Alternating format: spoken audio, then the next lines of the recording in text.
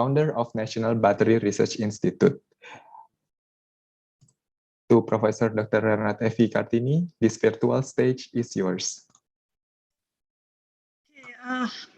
Good morning, everybody. Good morning, all the speakers and all the participants. Thank you, Subhan, for introduction, and Sinta. Yes.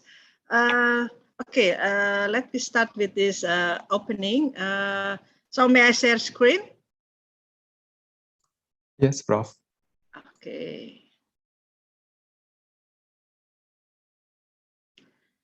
Okay, today we have the, I think, second Millennial Talks for the second semester of the NBRI. This is the, we are facing to the first year of the first anniversary of NBRI, which will be held, well, soon, yeah, next month, okay? So today, as mentioned by Mr. Subhan, the Millennial Talks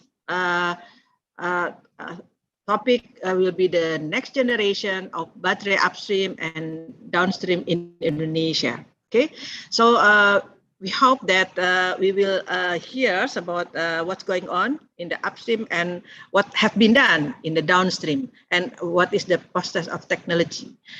I would like to, on behalf of the National Battery Research Institute, I would like to give appreciation to Mrs. Arum Kusumenang Tias, SIP MSc from PT Arunika Cipta Persada for her time for sharing knowledge with us today. So we are glad to have you with us. And also to Mr.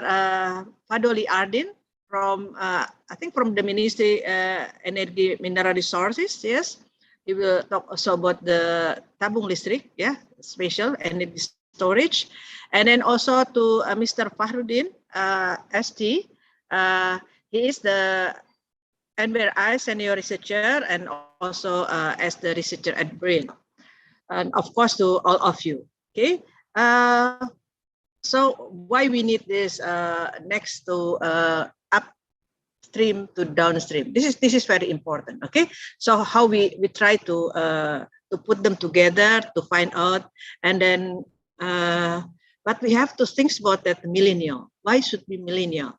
This is the second, because who will take over in the future is the millennial. So they have to think about this. Yeah, maybe my generation will, you know, it's 10 years, but you will take over. So the Millennial Talk is very important. Therefore, NBRI will provide for the millennial to give their own, you know, thoughts about this. Okay.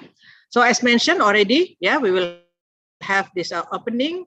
So I would like to introduce about what is the NBRI. Maybe some of you already know. Maybe some of you, well, maybe just curious. Yeah. What is the NBRI?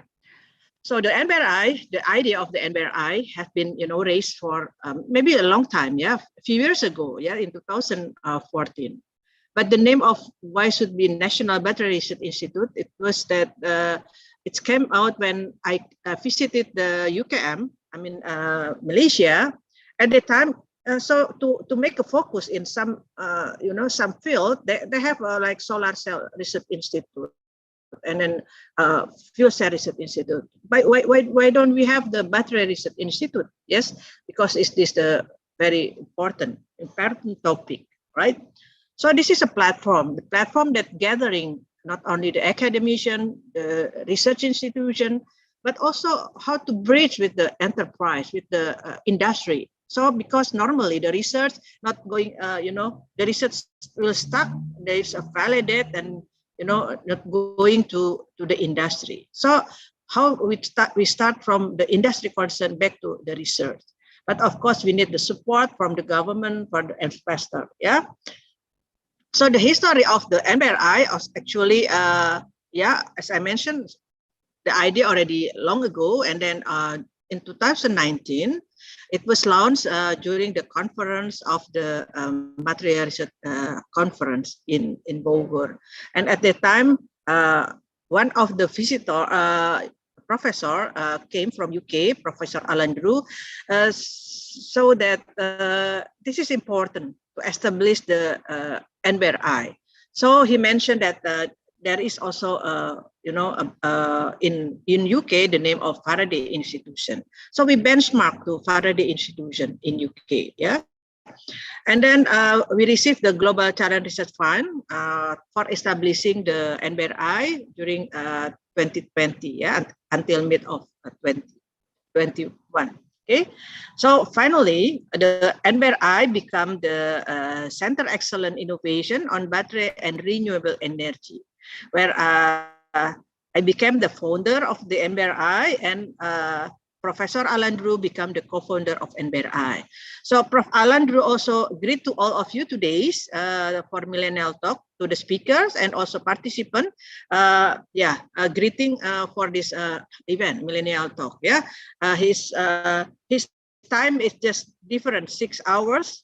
We are 6 hours ahead, so it's early morning. So he isn't able to attend this Millennial Talk.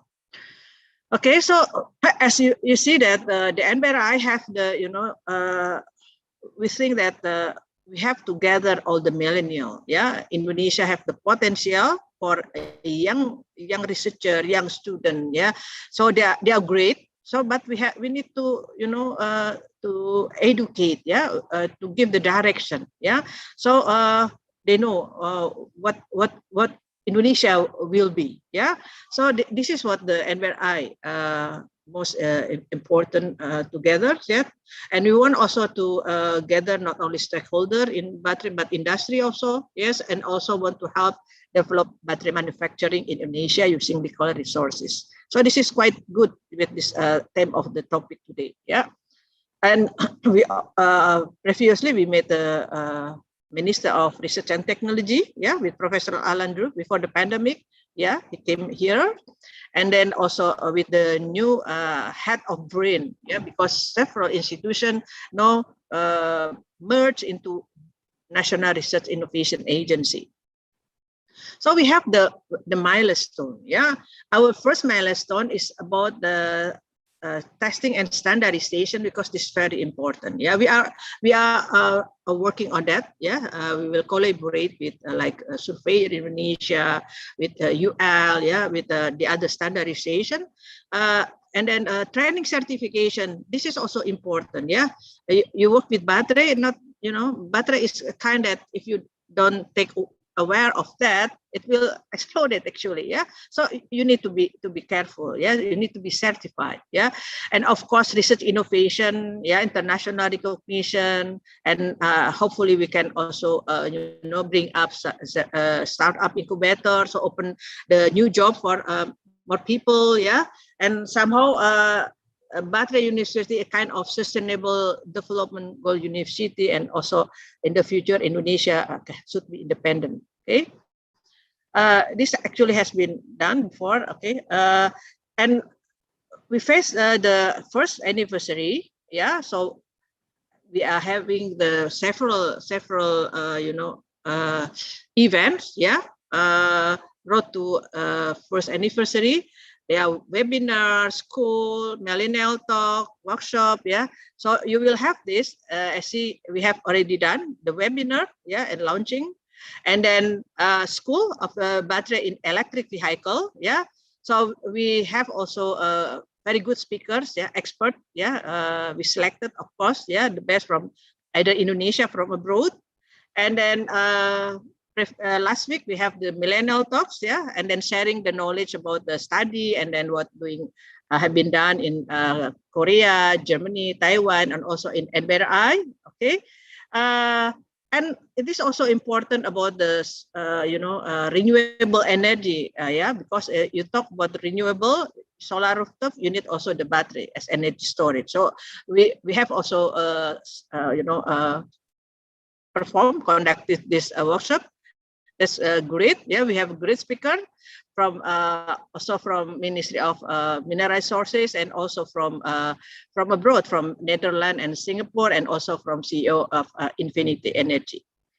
And today we have this, okay, Millennial Talks, And then next week, we will have the IMAX, International Workshop on Material Advanced Characterization. You will have what is about the material and how we do the characterization with advanced tool, yeah, all over the world. Yeah, so you will have the great speaker, yeah, from all over the world. Yeah, they have a big facility from UK, from Japan, from Australia, from Korea. So this is also a great chance for all of you. And of course, we consider, yeah, Millennial Talks and also the student, yeah.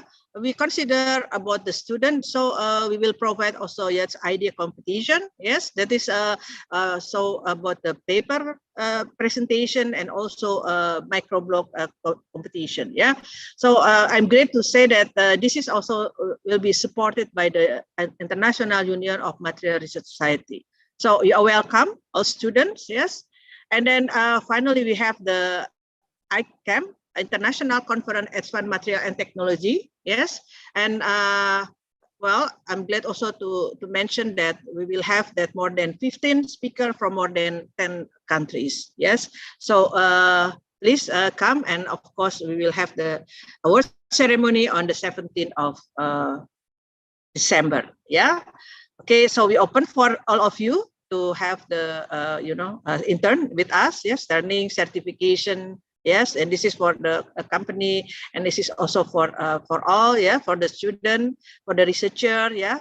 We have this internship program, so please join with us, yeah. Many kind we can do together, but related with the battery, BMS, well, material, and of course we have a lot of discussion and so much things to do with NBRI. But of course, as I mentioned, safety is important. So we all of us and NBRI have already certified with the fire safety. So we have to know how to handle something. Okay, or maybe I should comment. Okay, yes. Okay, so we're ready with safety. Okay, yeah. So this is several visit from National Energy Council, and then from other, yeah, Okay, finally I will give back to you, and don't forget to be part of us. We are in social media, in website, and then wait for another event. Thank you again. Good luck for today's Millennial Talk. Subhan, I give it back to you, and yeah. Thank you for all the speakers and participants. Thank you, Professor Evie, for a nice introduction of the National Battery Research Institute. It's been a very long journey since the beginning until our first anniversary. We have been involved in many sectors, from upstream, downstreams, the development and skill of not only youth, but also from the vocational student, as well as the corporate and industry. It's been a very nice to have you, Prof. Evie, between your tight schedule. Halo Bu Arum. Okay, thank you, Professor Thank Evie. you, Bu Evie. Yeah. And now we will proceed to the next agenda, the first speaker of this Millennial Talks, Mrs. Arum Kusumaning Tias, SIP MSc from PT Arunika Cipta Persada. But before we continue, allow me to read her CV first. Mrs. Arum Kusumaning Tias has a various achievement in education, government, and public policy and government relations. In educational sector, she's been a lecturer assistant, public policy making, Department of Social and Social Sciences and practitioner, and urban planning and smart city concept Department of Political and Social Science in Gajah Mada University, Yogyakarta. Her achievement in government sector is also successful. She's been a presidential delegation for United Nations General Assembly 61st, and also presidential delegation for United Nations Climate Change Conference in Bali, a presidential delegation for APEC Summit in Busan, Korea, and Sydney, Australia, a presidential delegation for ASEAN Summit, Kuala Lumpur, Malaysia, Indonesia, Australia Senior Official Meeting, Department Prime Minister and Cabinet Canberra, Australia, a presidential delegation for OIC Special Summit in Kuala Lumpur, Malaysia, and also presidential delegation for OIC Summit in Dakar, Senegal. He also actively engaged in public policy and government relations. Brief of her achievement is strategic consultant for PDIP and strategic consultant for Kabupaten Purwakarta for Mr. Dedi Mulyadi, and design roadmap and strategic planning technical assistant for various multi-stakeholder. Mrs. Arum, it's an honor for NBRI to have you, and we know that you have been joining us in Sulawesi, right? So yes. so without a further ado, Mr. Arum, this virtual stage is yours. Thank you, Subhan. Good morning, everybody. Good morning, Miss Evie Cartini, Professor Evie Cartini. Thank you for having me for NBRI, and we'll see you again. We meet you again. Ladies and gentlemen, I join you from Gorontalo in part of North Sulawesi because I'm in a part of developing of special economic zones in Teluk Tomoni, which is also part of Indonesian strategy to develop our nickel policy. So I'm still on the progress of doing survey, and I'm sorry that I'm a little bit late for later on, Subhan. Okay, let me start to share the screen. Yes, Miss Arum. Wait, okay.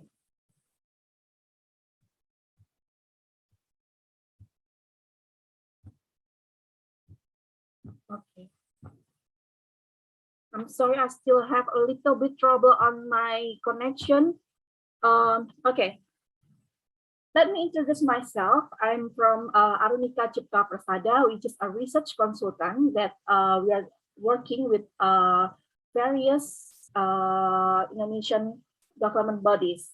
For example, I'm with Professor Evie Cartini from NBRI Founder, and also Subhan in Wantanas. And I also working with Bapenas and some our ministerial and also some local government. Okay, so I would like to get to know you this is like general information about this is our nickel production and reserve. All you can see that this is, let me read out.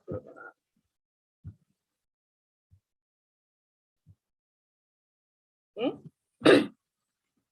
This is what we have. Like Indonesia in 2019, we are the #1 production country of nickel, which reserve is about 20 million metric tons. But there is something like lots of interesting data that we should look deeper and deeper. Okay, what is all about? Okay, based on our mandate in Law Number 3, 2020, it forces the government and industry to optimize the added value in Indonesia. The upstream policy of nickel, held by the Ministry of Energy and Mineral Resources, the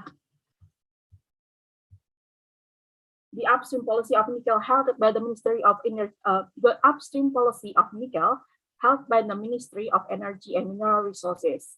In this area, value added improvement policy was aided by the government of Indonesia in 12 January 2014 only by the government order. Let me repeat, only by the government order, followed by relaxation policy for 3 years after on. Meanwhile, the downstream policy of nickel held by the Ministry of Industry. battery is part of this downstream industry from the ecosystem of the nickel industry. Seems all set and good to go for Indonesia nickel or export ban. Then why Indonesia has to deal with the EU lawsuit in the WTO? Guys, ladies and gentlemen, we can all see this is the industrial chains of Indonesia nickel based on our law. So, for example, we only produce, this is the upstream. We produce nickel ore, but in the middle, in the midstream, we should produce like nickel mate, nickel HPR, PR, and other things that you guys are more familiar than me. But let us see with the existing industry which already in Indonesia. We can see that only part of existing industry in Indonesia developed in nickel is not really linkage. For example, for nickel ore, we in the midstream we have nickel made, but we don't have industry for the nickel alloy. And also for the nickel calcine and ferronickel, we have the nickel plating. And for the nickel pig iron, we don't have the industry for non-ferrous alloy. And also for the stainless, we are jumping into stainless steel, YRC, stainless steel sheet. So this is the end user, but this is another new industry. We have to understand first about the supply chains and industrial chains of Indonesia nickel. See, we still not really linkage. What about the battery? We can see that the battery is part of the downstream industry of the nickel ore, but we still don't have the midstream industry. So what about what's going about that? Indonesia have to deal with the WTO lawsuit because based on DS 592, Indonesia measures relating to raw materials. On 22 November 2019, the EU requested consulting with government of Indonesia regarding various measures concerning certain raw materials necessary for production of stainless steel in WTO. The request covered the following alleged measures. First, the restriction on export of nickel, including an actual prohibition to export. B, domestic processing requirement for nickel, iron, and iron ore, chromium, and coal. And C, domestic marketing obligation for nickel and coal products. D, export license requirement for nickel, and E, prohibited subsidized scheme. The EU claimed that the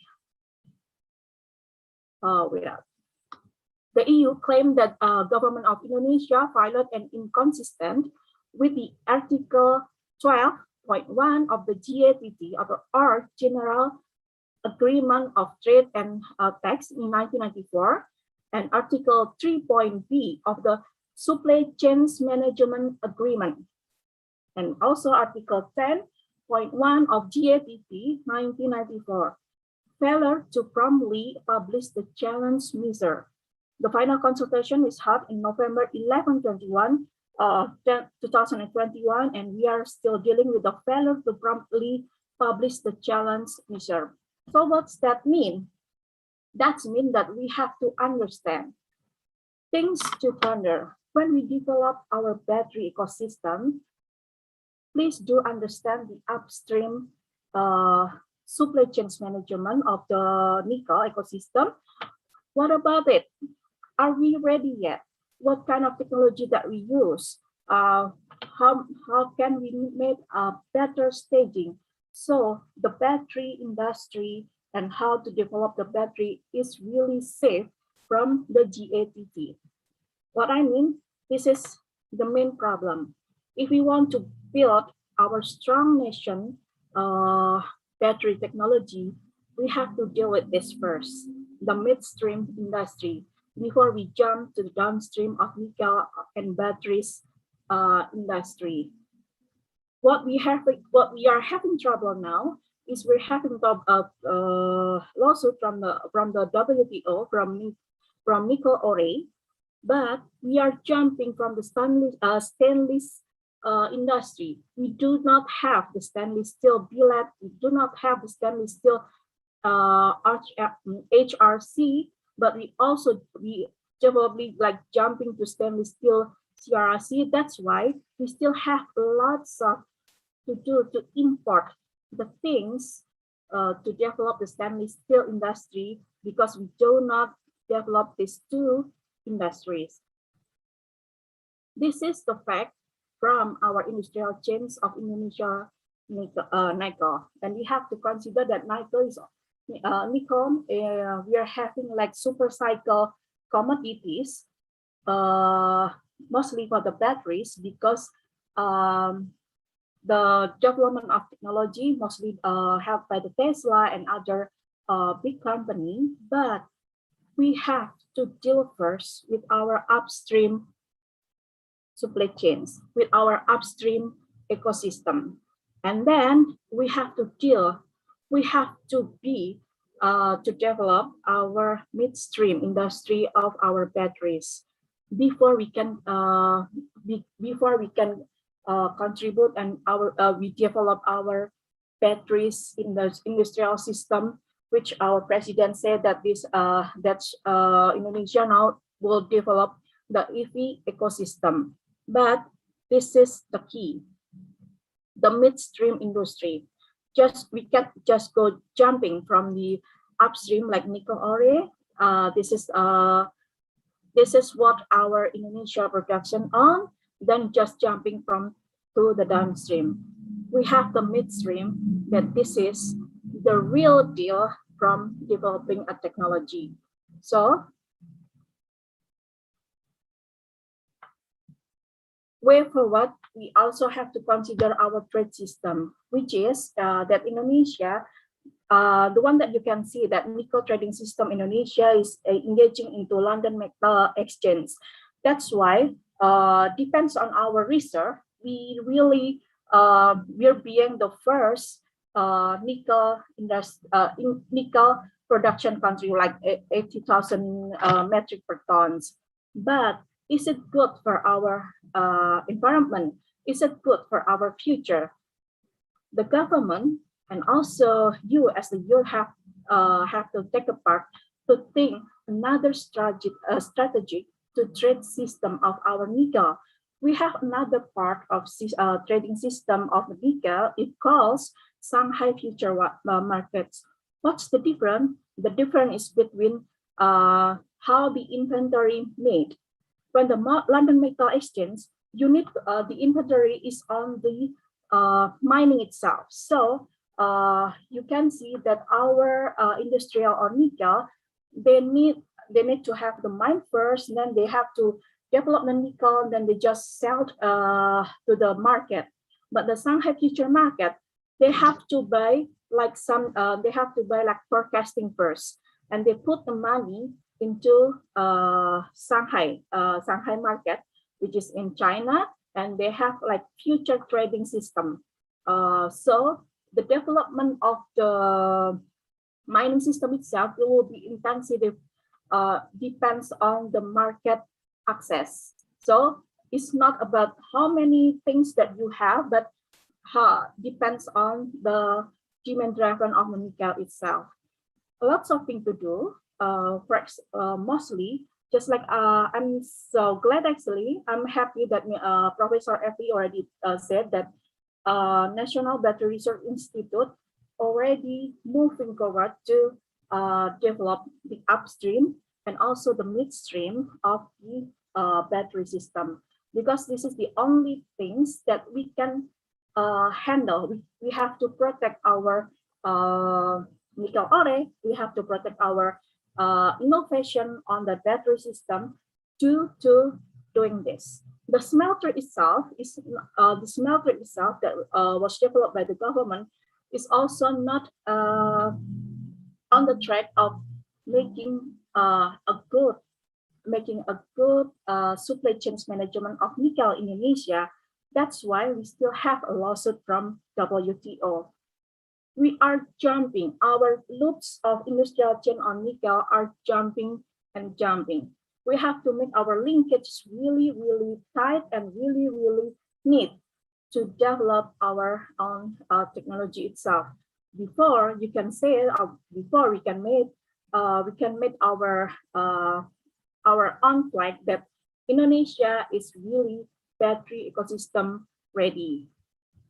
Okay, Subhan, I think that's all from me. I would like to open for more discussion. So this is what we are dealing now on our industrial chains of Indonesia nickel and also Indonesia policy on nickel. There is some big homework for all of us, mostly for the youth who will be developing and who will be living in the world of green energy. But we have to do something with the real matter one, which is the midstream. How we develop our midstream industry of nickel. Thank you very much. I'll send you back to you, Subhan. Thank you. Thank you, Mrs. Arum, for such a very wider and open-minded explanation regarding what happened in the upstream sector and what kind of challenges. But I think for the discussion, we will have in the end of this session. Yes. So we will, perhaps Prof. Evie have something to say? Yes, is it possible? Just one. Okay. Is it possible to have a question? Yeah. Okay. Thank you, Mrs. Arum, for a great introduction and sharing knowledge about the upstream of the nickel. So I see in your chart, the diagram, there are some, you mentioned that this is the blue one, is the existing one, and then that is some missing link, right? You try to find out. Yes. How do we do with that? And then the others that I saw, nickel matter, you already mentioned that, yeah. But who will produce the MHP? I didn't see in your link, yeah. So can you answer about that? Yes, Professor Evie. The link that the industrial chains nickel, which I presented to you, is something that developed by the Ministry of Industry. This is what I say. The missing link is still have a huge problem of missing link from each of technology, Professor Evie. So just like our last discussion on Wantanas, we have to like what we call we're making like some master plan, or we're making like a short discussion between two ministerial, which is Ministerial of Energy and Resources and also Ministerial of Industry, to make this link match is happen. Who made this and who made that? Like the precursor maybe. Who will in charge of this? The midstream in the industry, in my opinion, not really developing Indonesia because there is no one who is in charge of it, the minister who is in charge on the midstream industry, because of the lack of knowledge of our own government. This is a really huge, Professor Evie, huge problem on our industrial system. For example, like when we are hearing like Indonesia 4.0, which one of the 7 priority of our Indonesia 4.0 program is about the EV battery. But the logical framework of other government is not on the cascading or staging perfectly. They're just like jumping and jumping. So this is something that maybe we should do together. We should learn to. We should break down the system together to understand them, to give them knowledge. While we are making like the battery industry, what we do need is the upstream industry. We need to deal with this. And in the midstream, we have really to develop this ABC system. And this is, we need to do like a multi-stakeholder management really tightly, because this is very vital and strategic for the future. Lack of knowledge, Professor Evie. So this is something that we have to deal on. I'm sorry, it's not the good news, but this is what happened. Mostly when Indonesia is still developing, when Indonesia is still only joining one trade system, which is London Metal Exchange. Well, when we can make money from nickel ore, why should we build another thing? For example, the smelter. The smelter, they just think about as long as I got the money, so that's fine. The easiest smelter, they don't know what this smelter is. They don't know what kind of smelter that really Indonesia needs, so that's it.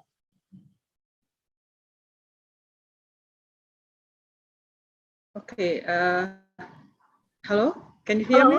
Yeah. Yes. Okay. Yeah. So yeah, that is the problem with our country actually. Yeah. It is. Yes. So even when we spoke with Mrs. Medi Catherine, this is the Secretary General of the APNI. Yeah. So even she mentioned there are a lot of a regulation that in the upstream one, and then need to we have actually, that is the first, and then the second, that we have to also to introduce the technology. Yes, because lack of technology is our barrier actually. The lack of technology. Indeed. Right?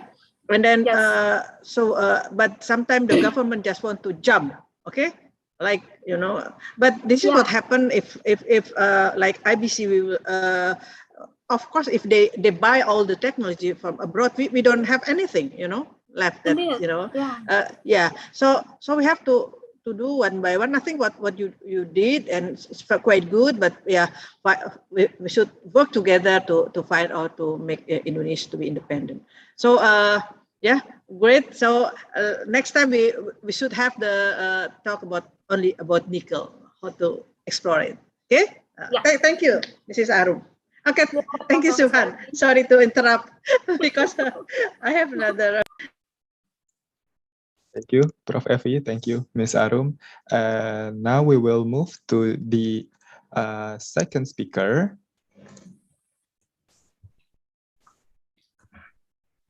Mr. Muhammad Fahrudin, ST, from National Battery Research Institute. But before we continue, allow me to read his CV. Mr. Muhammad Fahrudin is a senior researcher of National Battery Research Institute. He has graduated from Chemical Engineering Institute Technology of Bandung. His research experience on production of advanced biomaterials, cellulose, nanocrystalline, or CNC from palm oil bunches at PT, RH, CE, catalyst buffer material for catalytic converter in 2017 to 2018. He also has specific article on preparation of cellulose nanocrystal from empty fruit bunch of palm oil by using phosphotungstic acid, and IOP conference series, Earth and Environmental Science, volumes 105, 2018. And Mr. Muhammad Fahrudin, thank you for joining us. And I will give this virtual stage to you. Okay, thank you, Subhan, for nice introduction, and good morning, everyone. I would like to share my screen.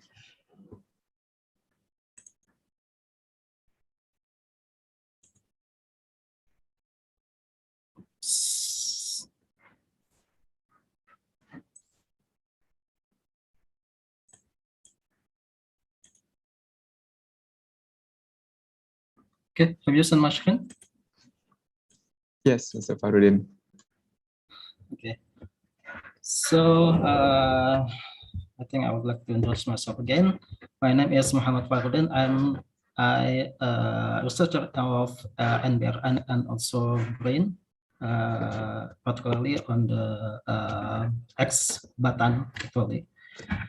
So in this occasion, I would like to present about materials to battery cells, and the scope of my presentations is this is a lithium-based battery supply chain, and sorry. I will focus on the midstream process. So in the midstream process, we have additional processing for battery-grade materials, anode production, cathode production, separator production, electrolyte, electrode manufacturing, and the last is cell manufacturing. And I will focus on the cathode powder production. And for first, we need to process more of the raw materials, such as nickel sulfate, manganese sulfate, and copper sulfates. There are more specific grade for battery specification. So the battery grade have more purity and more strict specification than the technical grade. So we have to process more. We need additional process to have, if we have a technical grade or below, we need to process it more. So it became the battery grade material. And then first of all, I think I need to explain more about how lithium-ion batteries work. So the main components of lithium-ion battery is anode, separator, and the cathode. So we have separator here to separate the cathode and anode to prevent the short circuit. And separator must be ion conducting, lithium ion conducting, and also isolate the electrical current. So this is what we call as electrode. We have two electrodes, and not as negative charge, and cathode as the positive. So on the electrode, we have current collector, and also we have active materials, and also we have passive materials. So I think this is more realistic illustration of lithium-ion batteries. So our active materials actually a powder. So we need some binder to bind the particles to the current collector. For the cathode is aluminum foil, and also for the anode is copper foil. So we need to bind the powder on the foil. So we need binder like polymer or something like that. And also we have to add some carbon black as the additive to give the access to all of the particles to the electric currents. So for anode, we have some kind of anode. Usually the conventional anode material are graphite, but more materials are coming, such as amorphous carbon, tin and carbon compounds, and etc. And the most promising is LTO. It has, although it has less capacity, but it has more stable cycling capabilities. So for the cathode, there are three main types of cathode. First is layered oxide, such as lithium cobalt oxide or LCO, NMC, NCA, NA, and lithium-rich NMC. And then we have spinel, such as LMO, LNMO, and also the last is olivine, such as LFP, LNP, or LNP. And this is some specification of each cathode materials. The how we choose the cathode, it will depend on the application, such as LFP is more stable in the cycle life, but its specific energy is less than NMC or NCA. So it's more the uses of the LFE is to in the stationary machine, such as PJU or street lamp, like that. But if we need to power the electric vehicles, we need some high specific energy materials, such as NCMM and NCA. It's more valuable for electric vehicle. And also for separators, it's usually have polyolefin materials and the thickness of less than 25 microns, porosity of 50%, and etc. And this is a typical SEM image of the separator.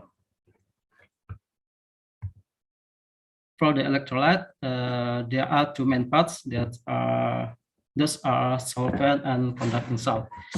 The solvent must be able to dissolve lithium salt in sufficient low viscosity, inert, low melting point, and also safety, such as the toxicity and the flash point is safe enough and also less expensive.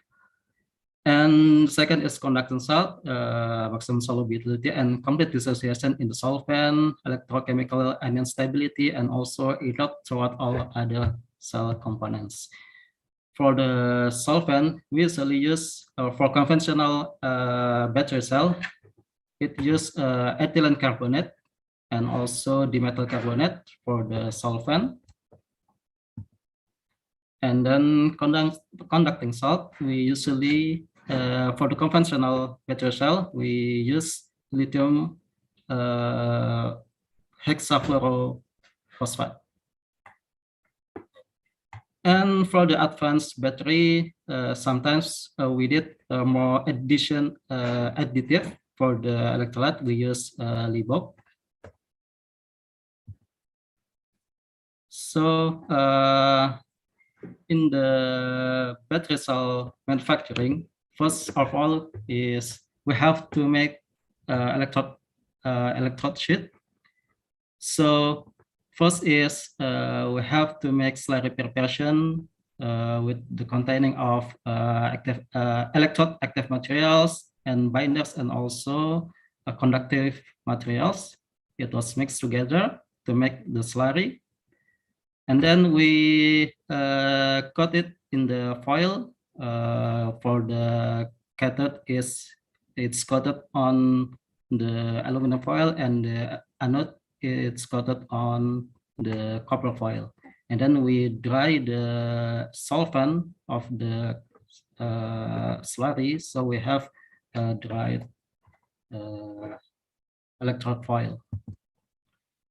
For the preparation of slurry, there are some mixing sequence. So what we want is homogeneous composition of the active materials and also the conductive and also the binder.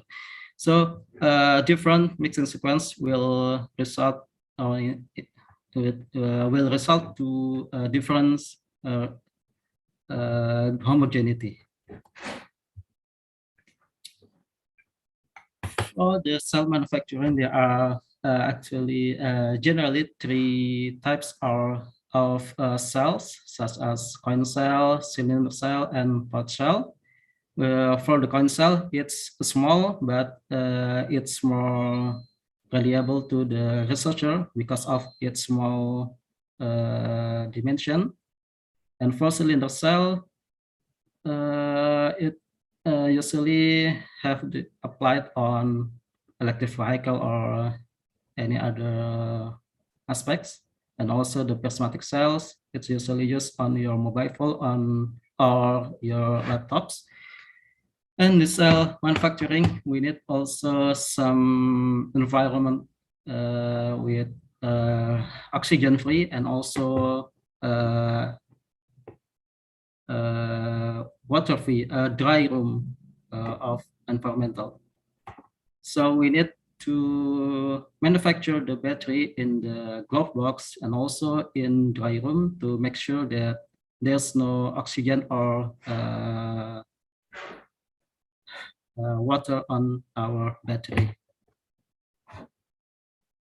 And this is midstream lithium-ion battery manufacturing of total manufacturing capacity by country for various battery components. So China still on the first for the production, and I hope that Indonesia have for in the future. I hope that Indonesia will appear in this kind of tables. So what we do on NBRI is focus on cathode active material production, and the focus of our material is nickel-rich NMC 811. Why we choose NMC 811? Because first, Indonesia has the highest nickel reserves in the world, and also if we look here, the NMC, the more nickels of the content of the cathode, the capacity is higher. So because for the, if you see in this CV diagram, just in this diagram, the nickel contribution is the main part of the capacity. For the method of our manufacturing is we use co-precipitation. The aim is to precipitate transition metals with high homogeneity, and the advantage of this method is the homogeneity of the mixing is in atomic scale, and the particle size is controlled. It also easy to scale up. But the disadvantages of this method is longer steps than mechanical milling methods. We know that mechanical milling is the most simple method. It just mix the precursor and just calcinate the mixture. But the co-precipitation needs more steps like lithium mixing after the transitional mixing and then calcination. And also the disadvantage is difference of feed NMC composition. So if we put 811 composition in the feed composition, the product may be less than 811 or something. Yes, sometimes manganese is less than the feed composition. Depend on the precipitating agent. And we also need chelating agent to control the reaction rate of the co-precipitation reaction. And this is the flowchart of the NMC cathode active material production. First, we have co-precipitation process, and then we spread the water and another impurities such as natrium sulfate and ammonia, and then we dry the remaining water, and also we mix with lithium salts. We can use lithium carbonate or lithium hydroxide. And then we calcinate it in the high temperatures around 800 degrees Celsius. And then we have to mill it in the ball mill to have our size particle is around 5 microns. and this is mass balance. In our production, we have mini pilot scale production to produce 1 kilograms lithium NMC. So it's still growing. I hope in the future, NBRI have the ability to produce more materials. And this is the morphology of our product. It's spherical-like morphology. It has a diameter about 5 microns, and also we analyze it with X-ray diffraction, and it's good enough for the structure of the material. But there are some challenges in nickel-rich development of cathode materials, such as lithium, residual lithium compounds. So the more nickel content on the cathode, it's more tends to formation of lithium carbonate.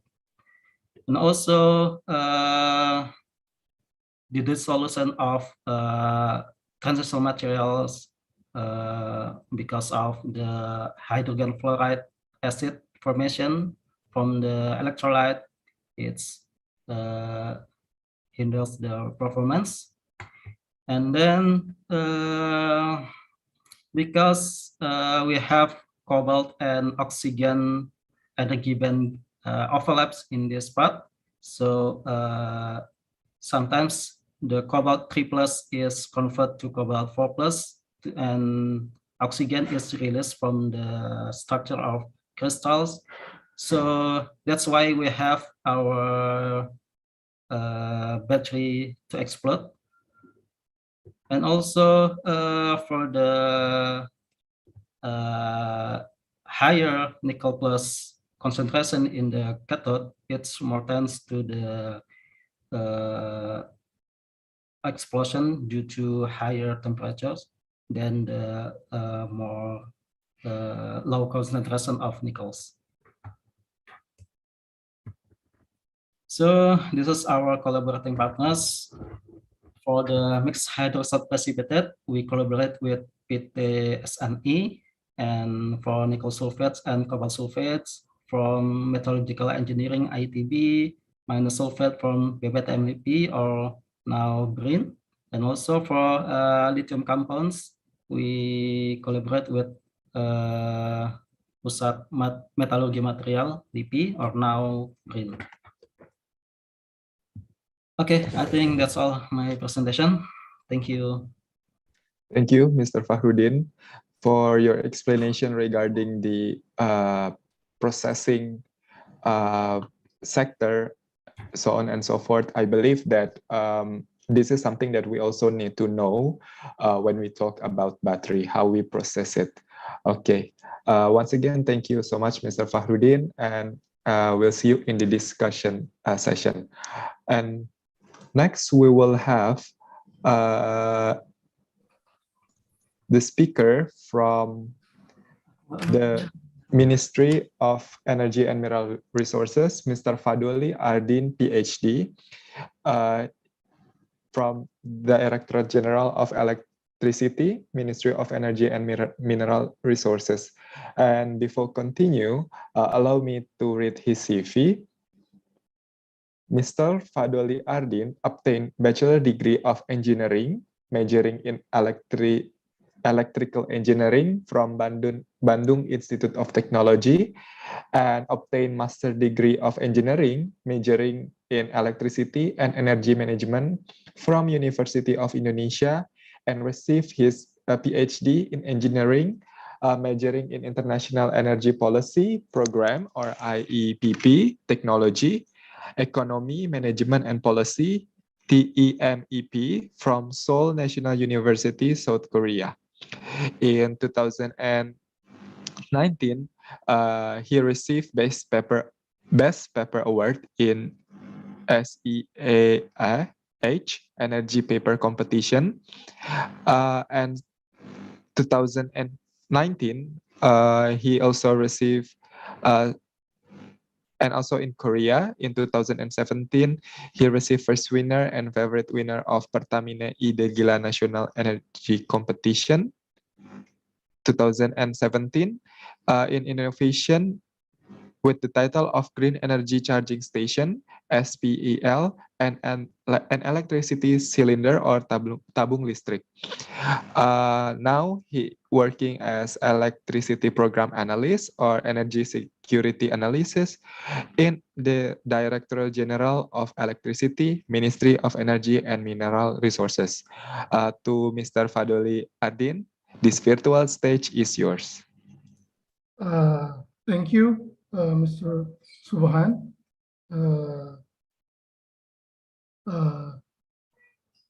Okay, I will try to open my camera first. Okay, it's okay, right now? Perfect, sir. Okay. How about my voice? Is it clear? Is it clear? It's audible. Okay, thank you, everyone, for giving me a chance to present about electric cylinder, or we call it in Indonesia talis or tabung listrik. I will try to present about it today. Okay, let me share my screen. Do you see my screen now? Yes, Mr. Fahrudin. Okay.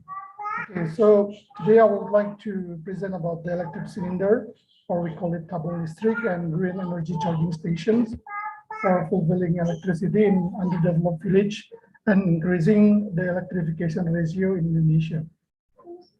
So this is my profile. Yeah, I'm working in the Ministry of Energy and Mineral Resources in the Directorate General of Electricity.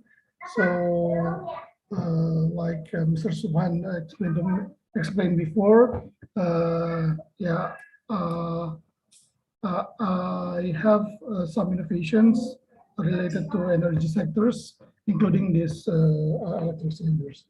So what is electric cylinders and what is the green energy charging stations? So at the beginning, it is an idea in the energy competition, it's national competitions. So we are compete with like almost 6,000 contestants at the time.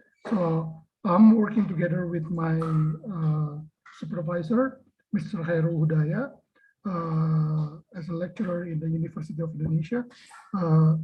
So we try to introduce this idea, the green energy charging station and then the electric cylinders in this competition.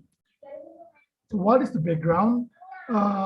So if we see that we have the electrification ratio in Indonesia, or we can say this is how we measure the electricity access that someone can achieve in Indonesia, and we found that in the eastern part of Indonesia, the electrification ratio is lower than the other electrification ratio in the western part of Indonesia. So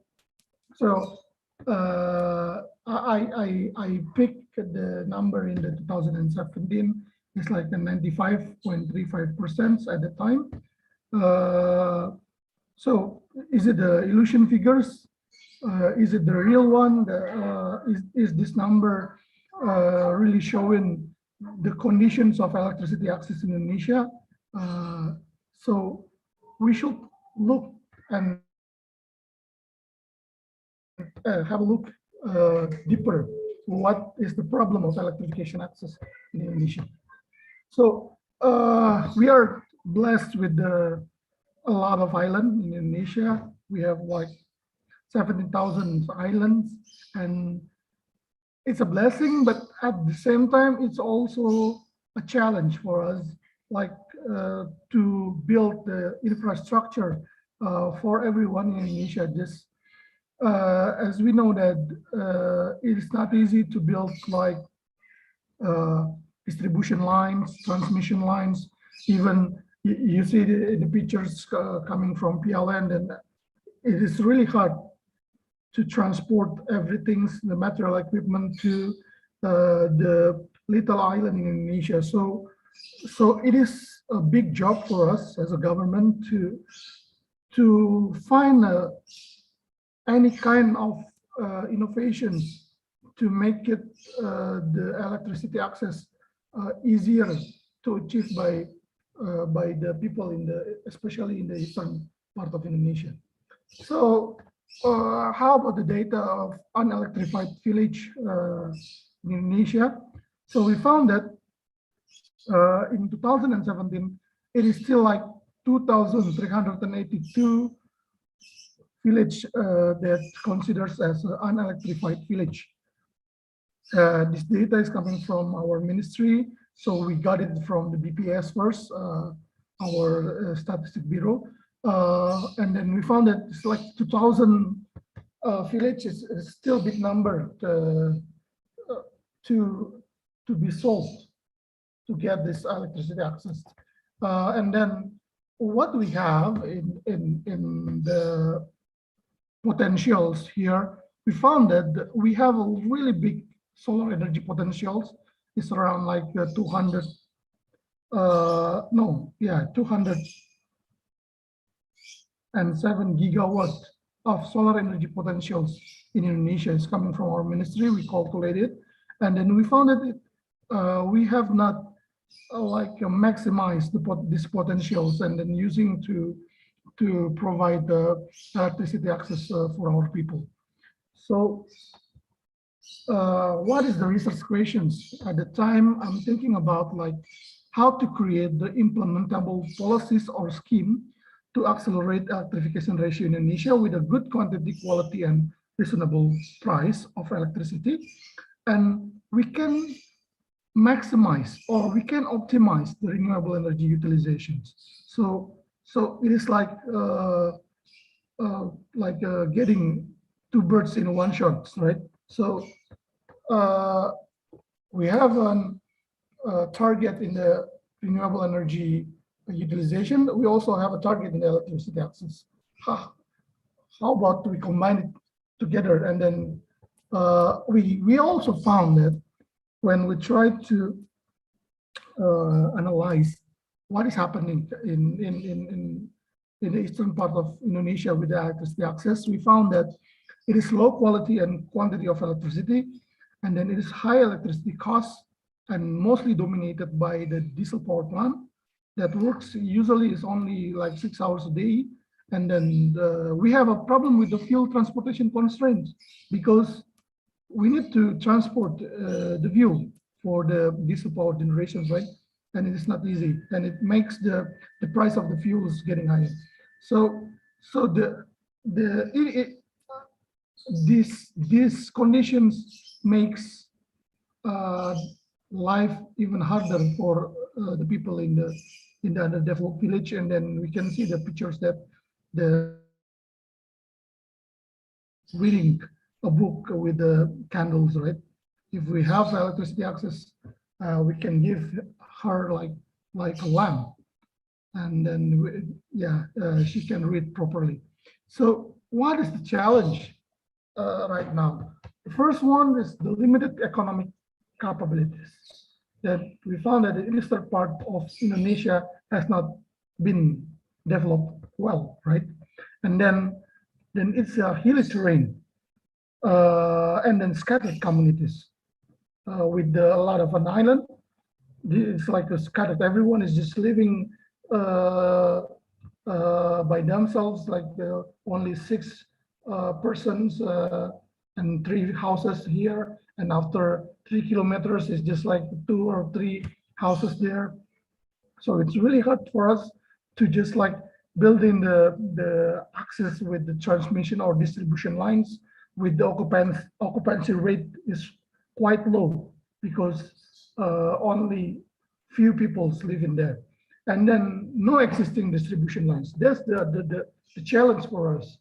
And we found that there is a key enabler right now, that the technological advancements or learning curve of the solar power generations help the cost to drop 4-fold within the last 6 years.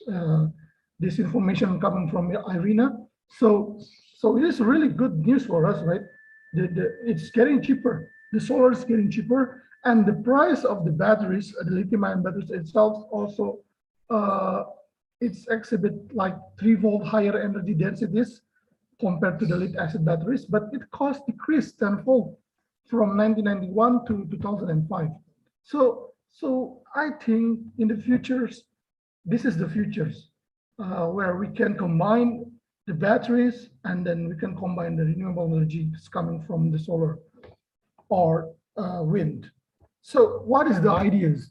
The ideas in here, we present that there should be green energy stations. So it is a place where you can like try to charge the batteries or charge we call it electric cylinders. And then use the electric cylinders in your house. How about the supply? The supply is coming from the renewable energy. You can use like a PV rooftop, or you can use like a wind turbine or micro hydros, depend on you. But the easiest way to use it is the solar power plant and then solar PV. And because you can put it anywhere, right? And then get into the sun. So after it is charged, and then we have the method to measure the energies in the electric cylinders. So the novelties of the idea is coming like if we see that Indonesia is getting used to like familiarized with the way of getting the LPG by using the small green LPG cylinders, and then in the business is like the mineral water gallon. So I found that how about like we do retail in electricity, not only LPG or the mineral water. So this is the way how to provide an energy in the retail mechanism. So we just give them the electric cylinders, and they use it for themselves. So this is the illustration of the talis or the electric cylinders. So it is contents of lithium-ion batteries. We use it. The first one is 18650 lithium-ion battery, and a battery management system, and the converters inside of the electric cylinders can be charged by DC or AC input, and can be discharged by AC and DC output. Yeah, probable capacity is 1 to 5 kilowatt hours, but then right now the recent development is like 0.5 kilowatt hour. So this is the illustration of the green energy charging stations. We utilize renewable energy sources with the battery swap concept. So the people here doesn't need to wait for a long time just to charge their electric cylinders. They're just to swap it with the new one who has like a full capacity. So just give it this, the one that they already use, and then get it the new one, and then you can use it in their house. So they are not buying the cylinder itself. They're just buying the energy. So it is easier for them. It's more affordable for them to get the electricity, because they are not buying it, not buying the electric cylinders. So we provide the electric cylinders, but they're buying the energy inside the electric cylinders. So approximately it will take like 4 hours of charging period with the fast charging facility. But yeah, the fast charging facility right now also getting improved, and then maybe we can get like a faster charging time. So it will be distributed to the customers by using electric vehicle or any. Yeah, I believe we can use electric vehicles, and then we can distribute to the customers, and then yeah, like I said, it will be charged by energy cost per kilowatt hours, and then can be used for lighting, cooking, electric stove, farming machines, and any other appliances. And then this is the implementation of the electric cylinders. With the household implementations, yeah, we can give them like three points for the light bulbs or for TV, or we can use also for the productive farming machinery. And then it depends on the capacity itself, right? We can make it bigger, we can make it smaller for other purposes, but this is the kind of the new way to supply to give an electricity access for the people. So what is the proposed concept right now? So what I'm trying to build it in here is like we still have underdeveloping village with the no access to electricity, and then it's we can say they are underdeveloping communities where they have electricity demand, where we can having like a demand forecasting for them, what they need in their village and for what. So we can calculate that, and then we can start to calculate what kind of load that they have and they want to have in the future. And then from here, we can like develop the grid energy charging stations. So what is the capacity of the stations that we need? We can calculate that, and then we provide the electric cylinders to supply this load. And we make optimization analysis of the cost of energy to get the cost of energy to supply the electricity to the people. And we give like a margin or incentive to the business entities, and then they have like energy selling price in here. So after that, we calculate the first, what is the ability to pay or the willingness to pay for the people. We need to start to calculate here and to find then what is the number of electricity tariff for the electric cylinders. So if there is a difference here between the tariff that people were able to pay or willing to pay with the selling price coming from the business entity, the government should provide the subsidies, because it is a job for the government, the role of the government. And then we can like giving a guarantee for anyone who wants to have like a business like this with a certain rate of return and the net present values for their business and their payback period. So this is the concept. And then I believe that in the futures, we want to make these business concepts happen. So I just give some explanation about so these electric cylinders already have a patent, and I'm the one of the inventor of these electric cylinders. So we believe that in the futures, the developments of the electric cylinders, the improvement can like help the people to get electricity access. And then what is the advantage of this electricity coming from the electric cylinders? So it doesn't need any transmission or distribution lines. So we can move the funding that we have for this kind of distribution network, and it can be distributed by using cars, any kind of like motorcycles or electric vehicle. It doesn't need any metering panel, and it's a plug and play, just use it.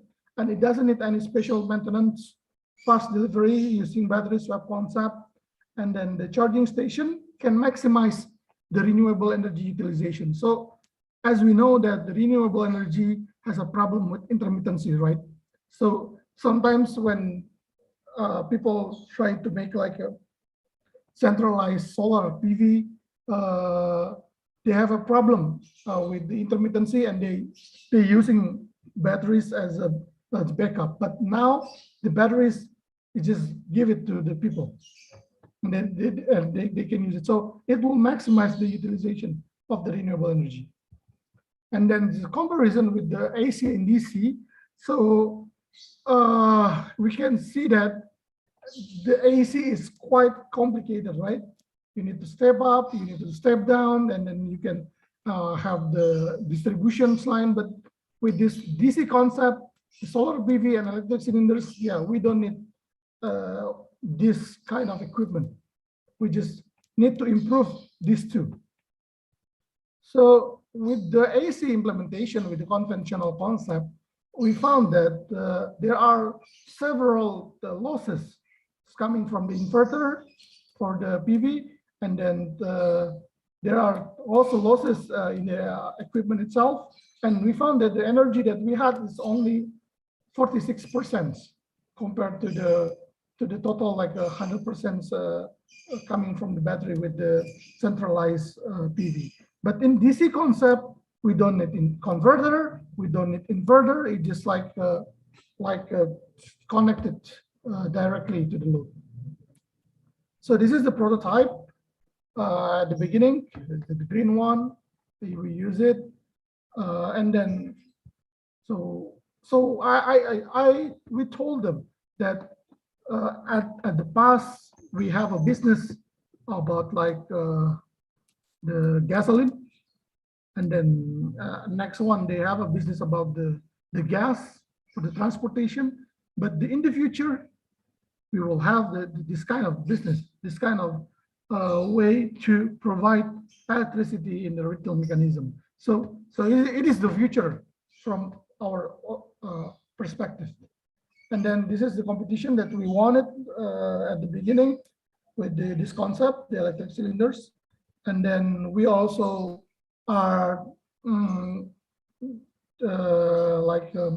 getting into the book of Indonesia innovations in 2017. And then what is the recent development of these electric cylinders? So after we won the competitions, we developed the green energy charging station and electric cylinders in existing gasoline stations with the Pertamina.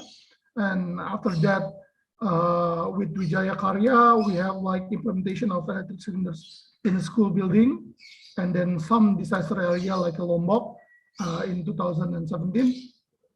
But then the real one, I think, is our cooperations at the time, University of Indonesia with the PLN.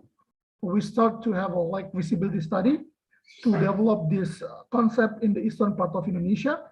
And then we developed the first prototype, we developed the PLN standard, we developed the technical specifications for the electric cylinders. And then we start at the time in 2019, the pilot project in Papua province.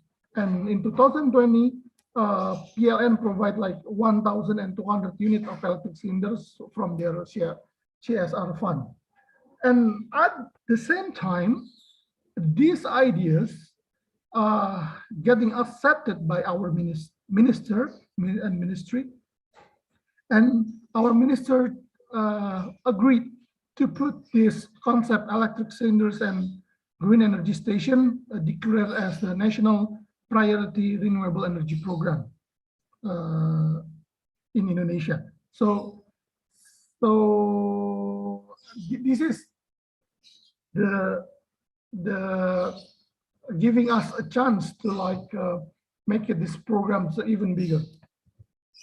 So this is the implementation in 2017. We started at the beginning, and then this is for the school building 2 in 2018.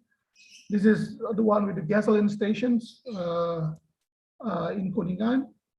We built it like here, the PV in the rooftop of the gasoline station.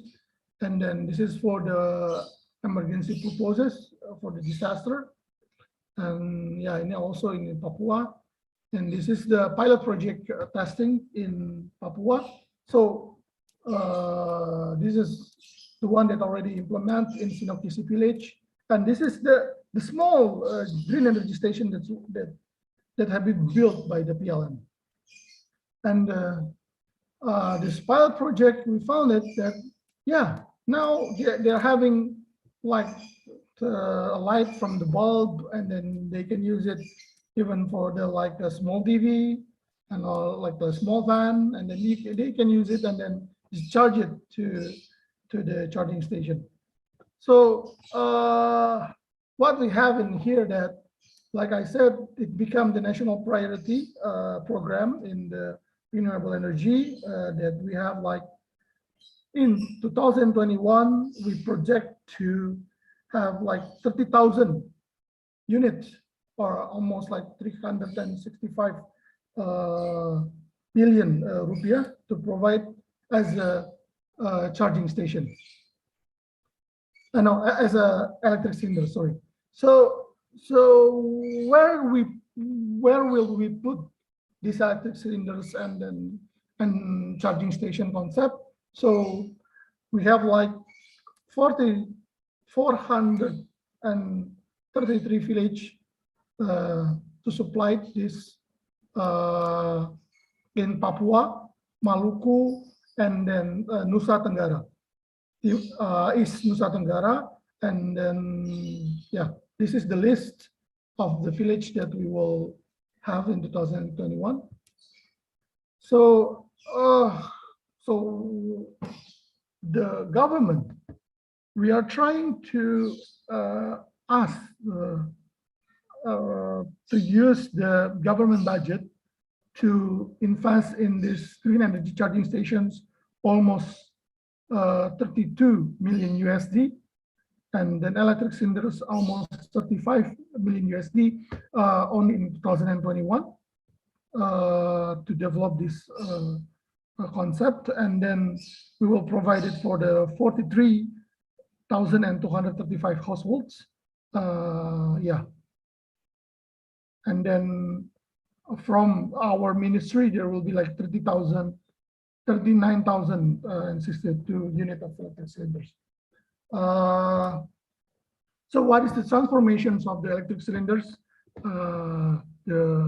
At the beginning it's like this, only like this, and then it changing to the green one, it changing to the white one, to the orange one, and to the black one, and then this is the last one that we have. We call it now, the name is Abdal, or in Indonesia we call it alat penyimpan daya listrik. Before that is the name is Talis or tabung listrik, and before that is galon listrik. So we also like to legalize this program, and then our ministry agreed to have regulations to support this, and it's already been published. The Ministry of Energy and Mineral Resources regulations in the green energy stations, and then electric cylinders for the underdeveloped village in the AMR number 22/2021.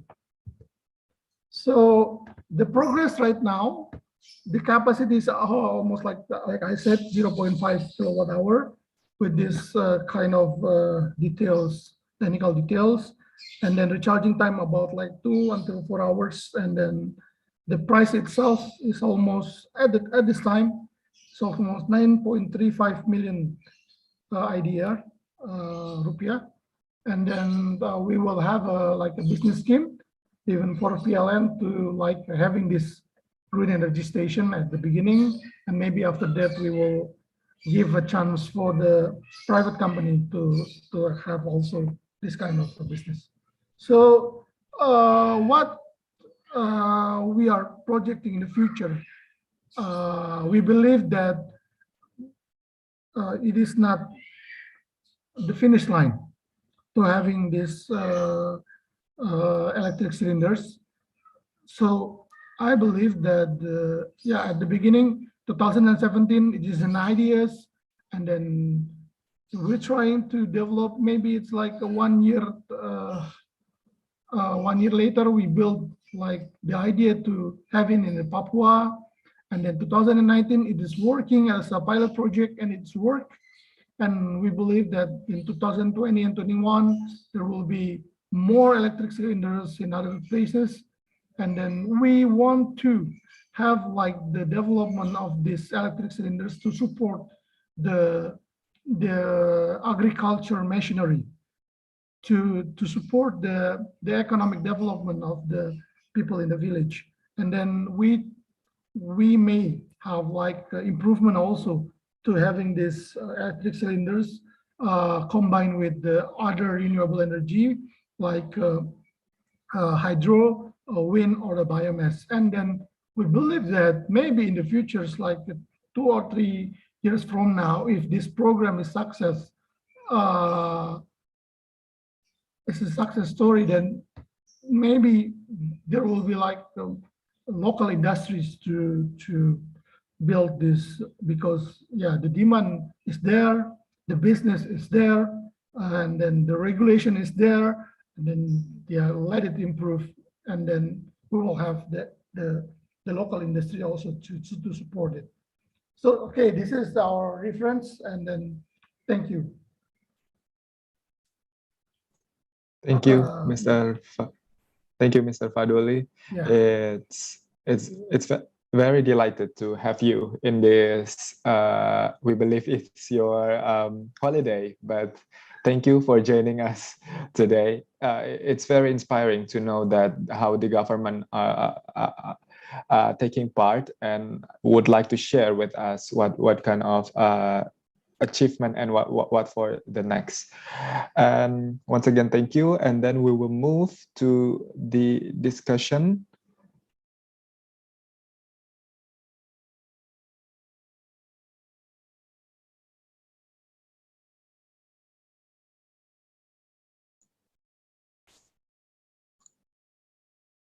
Okay, we will have this discussion session.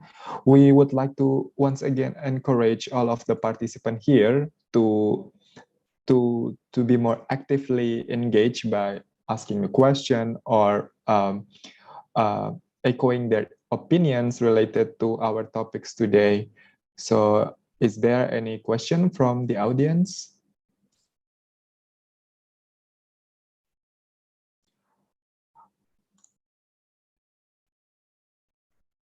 Okay, perhaps I will start by my own question, ladies and gentlemen. I believe that okay, we have a question from Mr. Faik Haidar. Mr. Yeah, yes, please. Okay, thank you. Maybe you can continue your question. I'll ask for the second chance. So, no, it's okay. It's okay, okay. If you have. Okay, thank you for the chance. So my name is Faik Haidar Hamid. I'm from Material Engineering student from ITP. Thank you for the webinar. It's really exciting and really maybe inspiring, because we know a lot of information that never taught in the campus. So I have 2 questions actually. First, for Mrs. Arum. So the question is about the triangle you have shown. So there are connection between London. There is connection between London Metal Exchange, nickel trading system, and Shanghai future market. So how does the market condition from Shanghai and London Metal Exchange today? Because I don't know. In campus we don't know the condition from the market. Maybe you know a lot of information. Maybe you can share to us about the condition. Does the nickel product Indonesia have produced now meeting their demand, or how? Because you say that the benefit from nickel doesn't count it from how much nickel we have, but how the demand from the market we can meet. So that's the first question. And the second question I'd like to ask to Mr. Fadoli Artin. It's really inspiring, because maybe it is related to my final project in this bachelor stage. My question is, what technology you use in the Thalys? Is it lithium ion, or maybe another technology of battery? Because it's not limited to lithium ion battery, I think. Nowadays, there are a lot of battery being developed, like zinc air batteries, the one I worked on, or maybe other one? And from your opinion, how does the prospect if we use another type of batteries? Thank you. That's my question, Mr. Subhan. Okay, thank you, Mr. Faik, if I'm not mistaken, for the question. The first question is for Mrs. Arum. The connection, the relevancy between London Metal Exchange, Shanghai, and it's related to the nickel market base. Okay, And thank you very much. Okay, let me answer the question. Okay, what's the difference between the London Metal Exchange and Shanghai Future Market is only about the trading system. So, Indonesia, London Metal Exchange is the oldest metal market in the world. It's developed in 1892, while the Shanghai Future Market is only developed on 1999. So when the nickel market is rising, so there is in a global term, they need a new kind of market, which when the nickel is really needed in the world, but the deposit is not all of country have the deposit. So we have like the world need trading system, a new trading system. So there's come a Shanghai Future Market. So it's all about how you choose which market that the industrial will sell the nickel or reverse. So it's not about a technical problem. The Shanghai Future Market is also taking the nickel ore, nickel pig, but the way they trade is only using the difference of time between Shanghai and London. Both market is not competing. Both market is a really integrated system.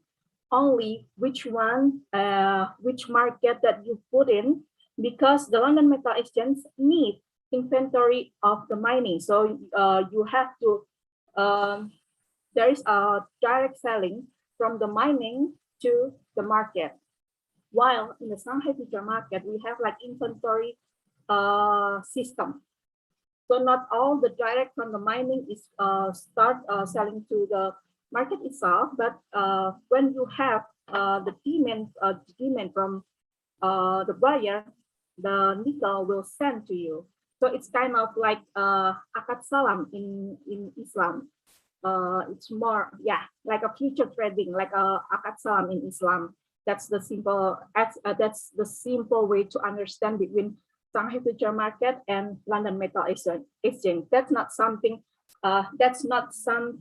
to compete about, but this is something for Indonesian government to ponder with system on our trading that we should build our strategy, because not all of our miner is able to build a smelter. For some of local government, mostly in Sulawesi, nickel is really the main resource of their income. So this is something that in the upstream industry that our government should develop on how the trading system. When we say the trading system, so we have to build our ecosystem on the upstream. The ecosystem is not fit only for upstream, middle, and the downstream, but also we have to understand that the upstream is having their own ecosystem, and the middle have their own ecosystem, like the one that Mas Fahrudin already explained it, and also Pak Doli Ardin also explains that your midstream ecosystem. But how to build our upstream ecosystem? This is something that we're still missing. I think that's for me, maybe. Okay. Thank you, Subhan. Thank you, Mrs. Arum. So if I may to conclude that whether the London Metal Exchange and Shanghai Future Market is both are connected. Yes, yes. So it's depend on our government to take what kind of system that we use, and it need to be reflected on what we are, on what our interests and what kind of our strength in this sector. Yeah. Our trading system. Our trading system, Mr. Arum. So Mr. Fa, is it answer your question? It answered my question. Thank you. Okay. And the next question is for Mr. Fadoli. What technology used in Thales? Is it a lithium ion? And what about the other battery material, or what kind of other technology if we use for the Thales? Mr. Fadoli, please. Okay. Thank you, Mr. Subhan. Thank you, Mr. Faik, for your questions. I will just like explain like the story itself, right? Okay. So at the beginning, yeah, we believe that there will be a chance for us to have another kind of battery technology, but at this time, the lithium ion is the most yeah, we can say the probable to be used with the like bigger energy densities, and then then the other lead acid batteries, and then they're already like having a mass productions. So at the time, we just want to have these acid cylinders to get the good batteries as the core. So okay, we use lithium ion batteries, and then because lithium ion has the IEC, right? IEC standard for like the safeties, for the testing. So for us, it is important to have like the technology for this electric cylinders getting standardized by the international. So that's why we choose the lithium ion batteries. But we are not close the opportunity of the other kind of batteries, and I believe that NBRI right now, you are working on that. Then you may have your recommendations of that, and maybe we can like having like a pilot project to use other kind of batteries and then getting tested and whether it is reliable or not. Because what I want to see is after this lithium ion battery in the electric cylinders has been like implemented, and then people accept it, and then I think we will find some problems after that, right? Including like for example, the lithium ion battery have a like how to say, it's easier to. So it is not easy for the lithium ion batteries getting transport even by the plane.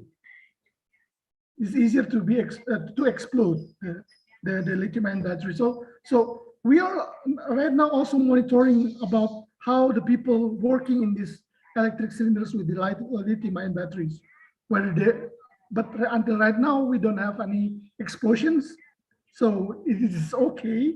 But yeah, there is a chance, like maybe after 3,000 units already been spread to the people, and then getting more people use it, and sometimes they don't know how to like connect it, disconnect it with other kind of load, and then it becomes like yeah, it is not safety, right? We could not control them, right?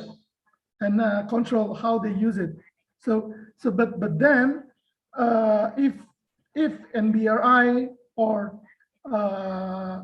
ITB has like research about it, and you want to propose to us that can we use this kind of technology? We are open to it. We are open to it, and then we believe that these electric cylinders and green energy station is not like 1-year project. So it is not just giving like free energy or free equipment to the people. No, this is a big concept where it should be sustained in the future and it should be improved. And I believe that this technology of battery, we need cheaper batteries, we need safer batteries, and we need flexible batteries that can work with not only with the light bulbs, but with the machineries, with the other kind of appliances. And I think, yeah, maybe in the futures we can like having a collaborations, right? To build these electric cylinders and green energy stations in a better services. I think that's my answers for your questions. Thank you, Mr. Fadoli. So, if I may, that so lithium ion is the best possible way when it comes to the battery, because lithium ion has the IEC and standard for safety and testing, and also as Mr. Fadoli said, the government doesn't close to any opportunity for having another best battery for its function. And also that's the most interesting part is when it comes to the smart grid, the green charging station, Mr. Fadoli, because when you underline the point of sustainability, it is also very important because as far as I'm concerned, that a lot of not just the industry and also there are a lot of CSR want to take part in building this integrated green charging station, and I hope that answer Mr. Faik's question, Mr. Faik. Yes, thank you for the answer. Okay, thank you, Mr. Faik, and perhaps I would give once again to the participant if there's any question or if there's any idea that you would like to be raised.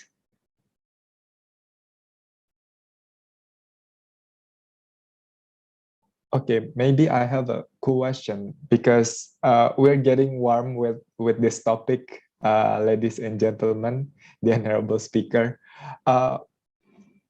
When we talk about the battery upstream to downstream, as well as the processing, why the millennials, why the youth need to take part in this every sector? Perhaps from Mr. Fahrudin first.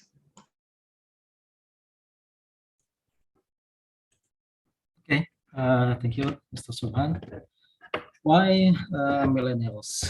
Okay, because it's a technology and it's the developing technology, and we know that lithium-ion battery it's not the last better technology. We still have many more technologies such as sodium-ion battery and lithium air and zinc-ion battery maybe, and etc. And I think it would be developed more sustained in the future. And we know that lithium is rare materials in the earth crust. So and also in Indonesia have more many types of energy that we need to develop. So in the near future, the millennials will take part in the systems. So I think the millennials needs to actively participate in this kind of works, and that's. Thank you, Mr. Fahrudin. So battery is the future as well as the youth is for the future. So next, perhaps from Mrs. Arum, Okay. Well, the youth have a very big responsibility to develop mostly to make more supply chains management mostly this for the battery industry. So we learn from our mistake. We just from our stainless industry. We should understand how the industrial chain of our Indonesian nickel was really hit our stainless steel industry. Don't make the same mistake with our older generation. We should move forward to learn from this very, very significant technology, because battery is really our future. We really have to be smart, not only on the technology. I'm sure that the National Battery Research Institute, BRIN, and also all the researchers of advanced material in Indonesia is really high qualified. But the strategy is not only on the techniques. We do have to understand the impact of the social, economic, and trading system. Thank you. Interesting point, Mrs. Arum. Do not make the same mistakes as the previous generation. Next, maybe from Mr. Fadoli. Wow, really good insight from Ms. Arum and Mr. Fahrudin. I just like to give some message that these batteries, yes, it is the future, and then the youth is also the future. So what I would like to see is that the youth doesn't need to follow what the old generations has been made. So you have your own path. This is like these batteries too. So the old generation doesn't know how to like develop this the batteries, and then how we should having like the getting sustainable development of this one. So you create your own path. We create our own path. And what is the strength of the youth? It is a fact. They are fast. We are fast, and then we are strong, and we are dynamics. So I believe that these batteries, like in here, NBRI with this Millennial Talks, you are doing in the right way to giving a chance for the young people to start to think about it, start to think about the future. You don't need to like follow the path of the old generations. And yes, the biggest problem is not the technology itself. The technology, we can calculate it, we can re-engineer that, but then the first thing is the people.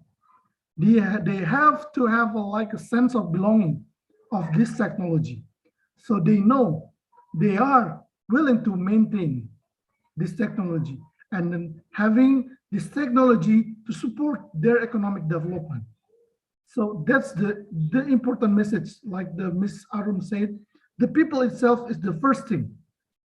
The technology is only tools, the enablers. So that's the one that I try to say that, and then let's work together, not working alone. We need to have a good teamwork, and then yeah, to get the big target, or to get this big objective can be completed, and given a lot of access, good access, affordable access for the people in Indonesia. Thank you.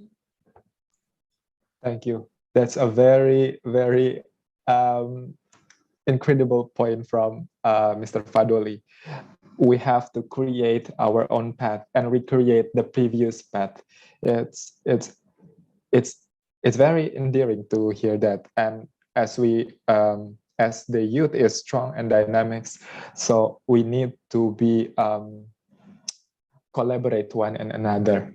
Are there any question from the audience? Okay, maybe the committee have been have the same question, so maybe we will move to the one by one question. So the first one is for Mr. Fahrudin.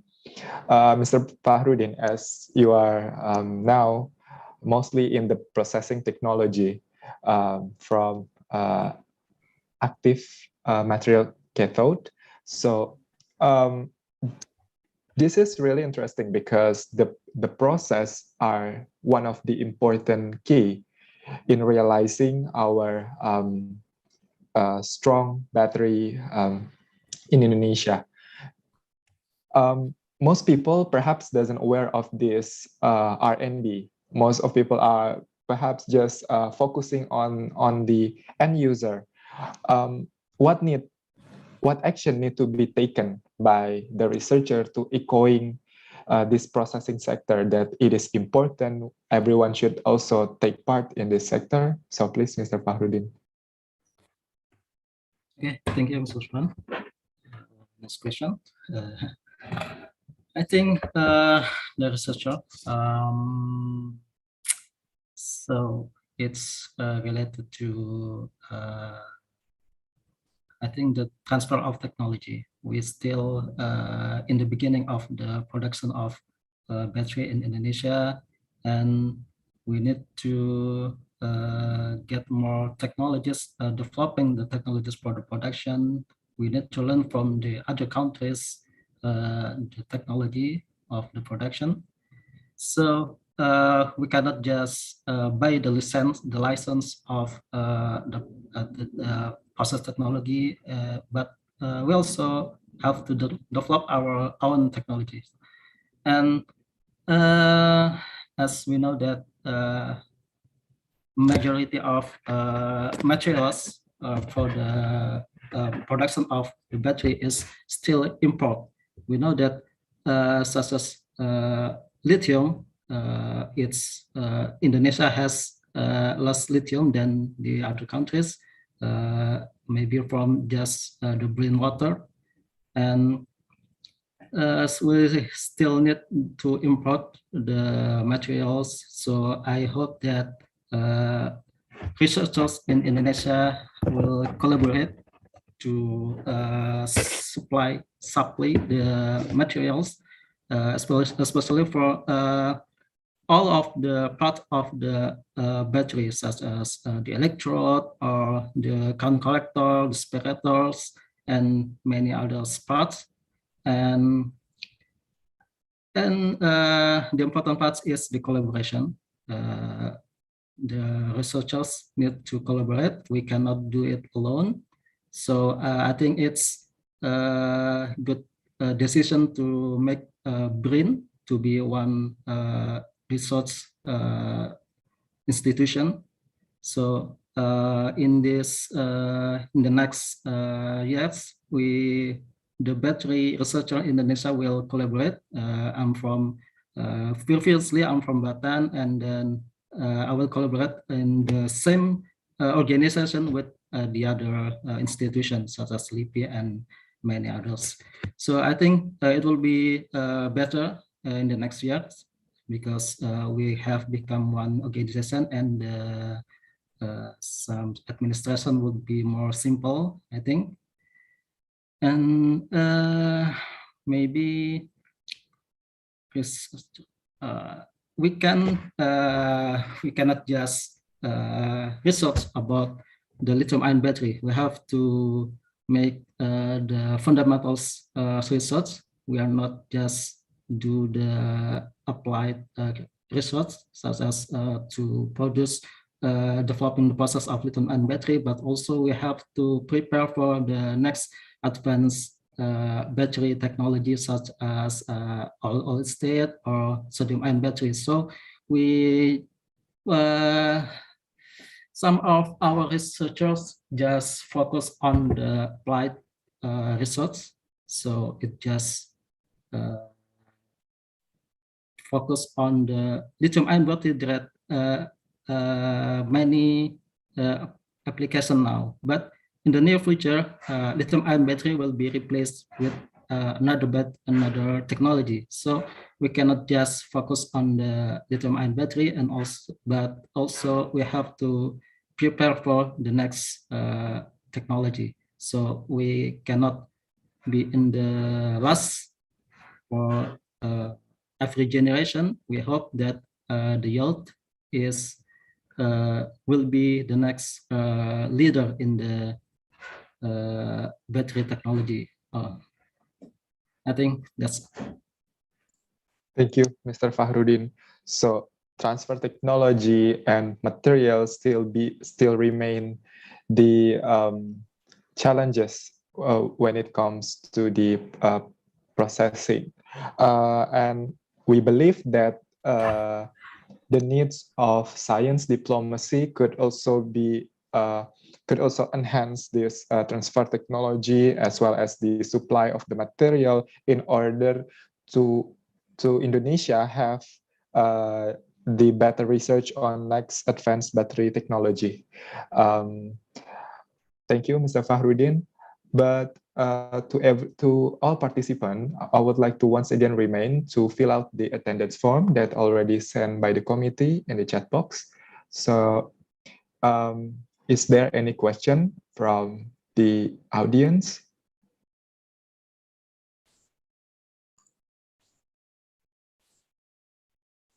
Okay, maybe we continue to the next question to Mr. Fadoli. We know that the increasing hype of renewable energy and electric vehicle in Indonesia is mainly because of the interests of our young generation, especially in adopting the installation of solar panel, as well as to have their own electric vehicle, and it's not limited to only their awareness and interest.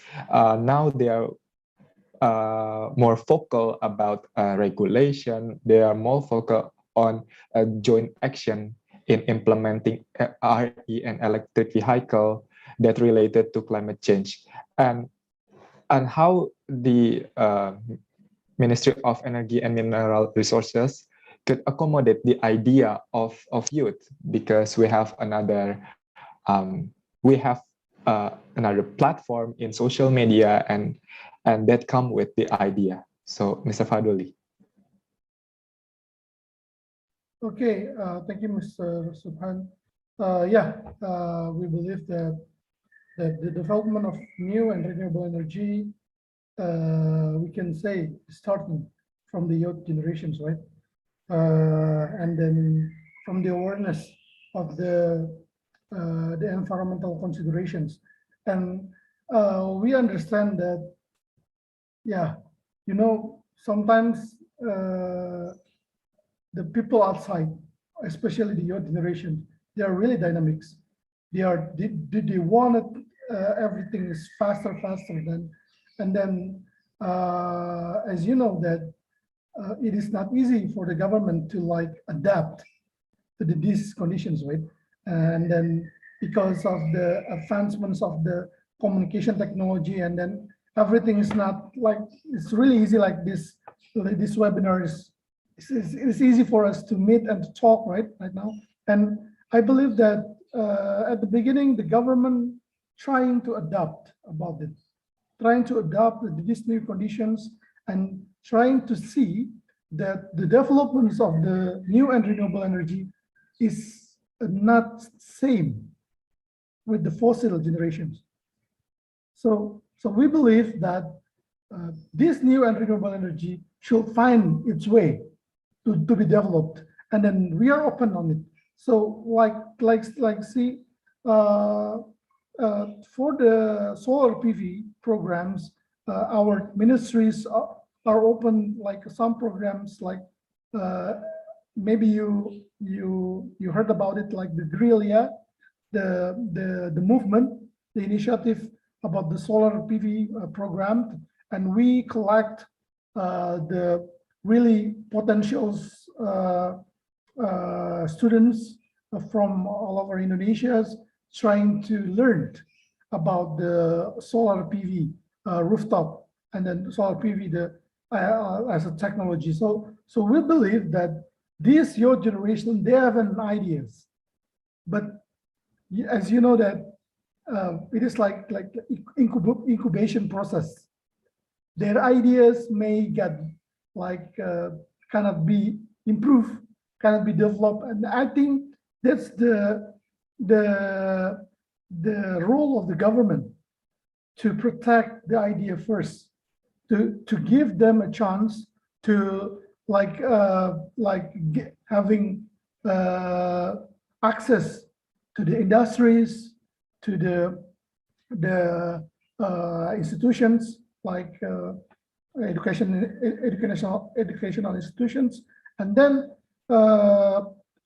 why I can say like that, because these electric cylinders is an idea at the beginning, and I'm also millennials. I'm also the youth generations. So it is an ideas of one person, two persons, and then at the time, we can say, oh, this is good ideas, but without any kind of like a further implementation, and this is an ideas. And then I can say that our team in University of Indonesia, we are working on that, working together to implement these things, and it changed from just an ideas to become the product, to become a program, and then now people can can use it and have an advantage from this kind of technology. So I just can say that the government are open to any kind of innovations, any kind of new mechanisms to develop this new renewable energy.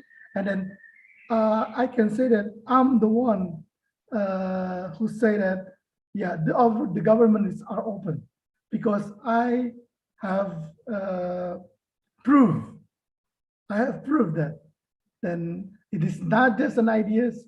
Now it's become something as a solutions for the problem in Indonesia too.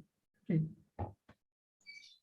Thank you, Mr. Fadoli. I think that's something that we also need to be appreciate from the government, that the government want to adapt. The government are fully aware that youth are really important in order to succeeding this sustainability.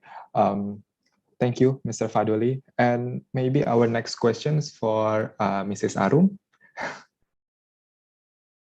Oh, okay. We have a question. But first, we have a question for Mrs. Arum.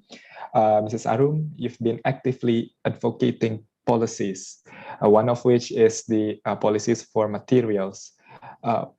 What is the most challenges, quote unquote, what is the most challenges when dealing with decision makers? Because in Indonesia, we as an archipelagic countries, we have each of island has their own interests, I believe. So how to deal with it? How the message are sent to the decision maker, Mrs. Arum? Okay.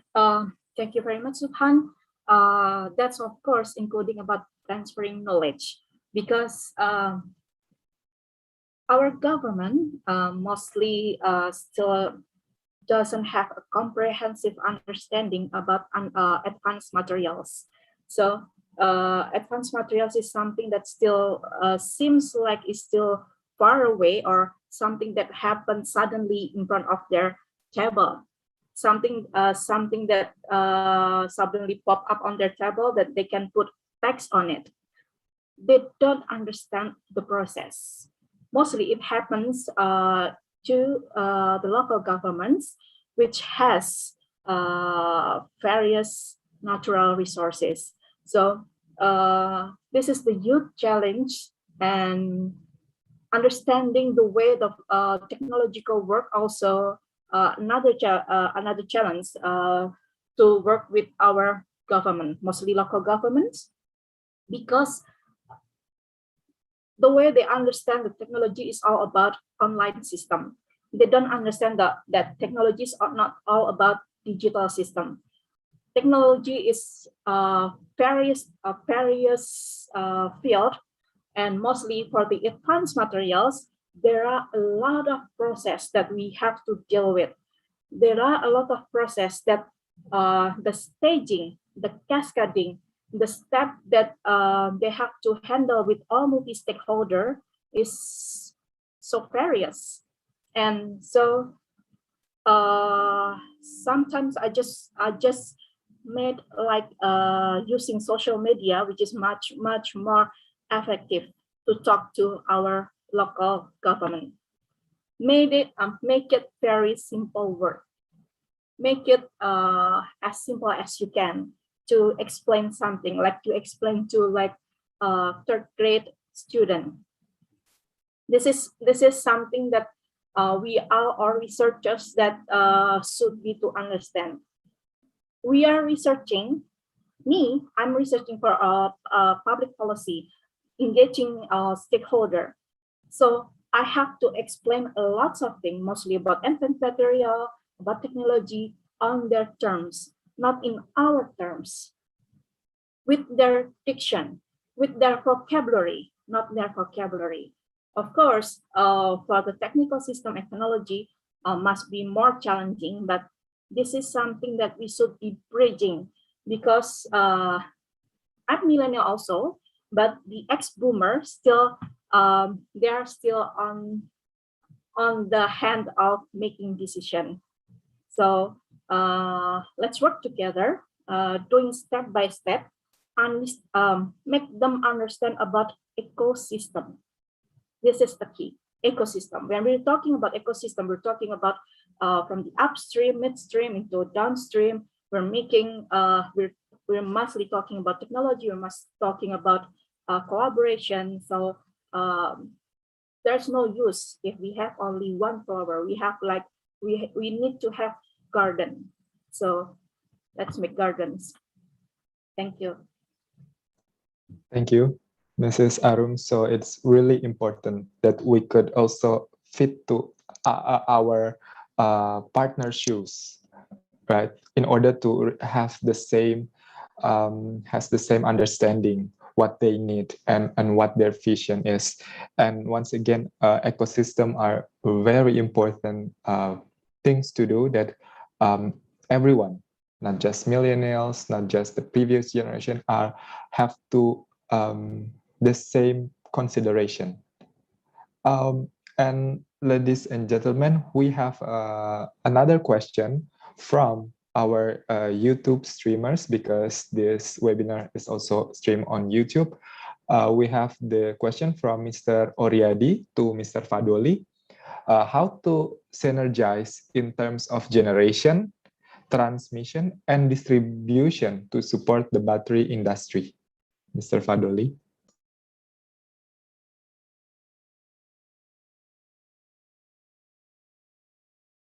Okay, the question is how to synergize the power generations, transmissions, and distributions to support the battery industry.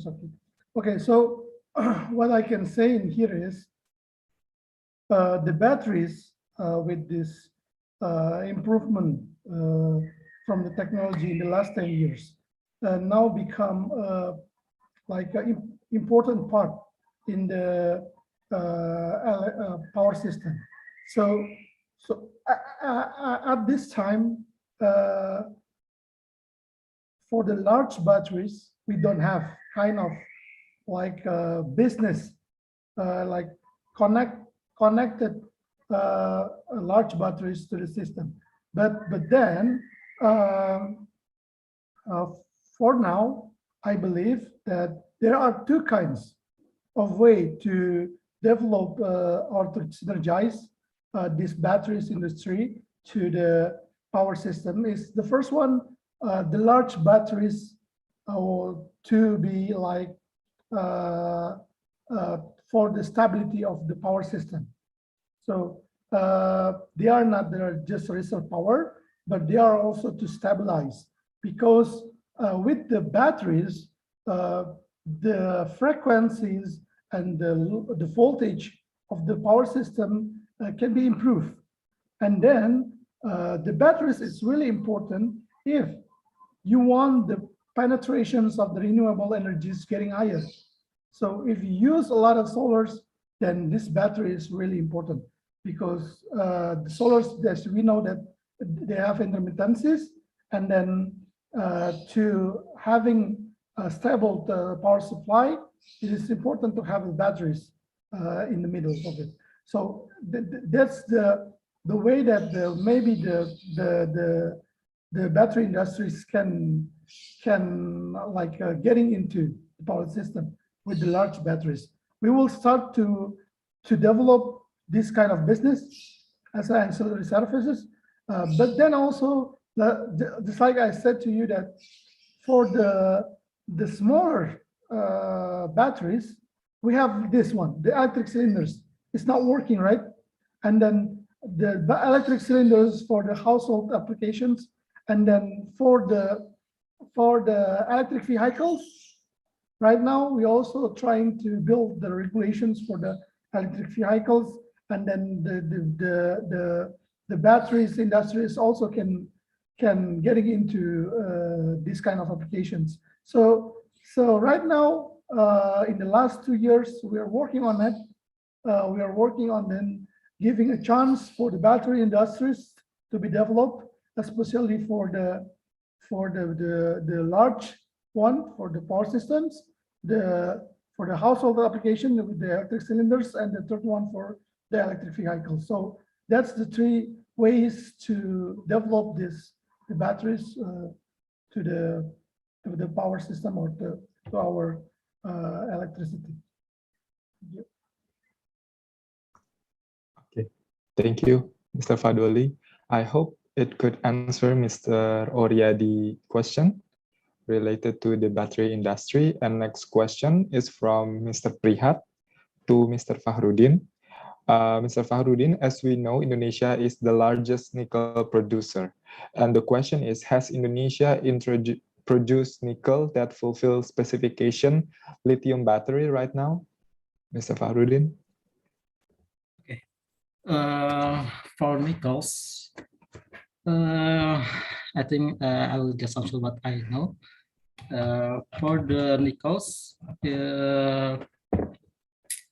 Vale Indonesia, its import its nickels to the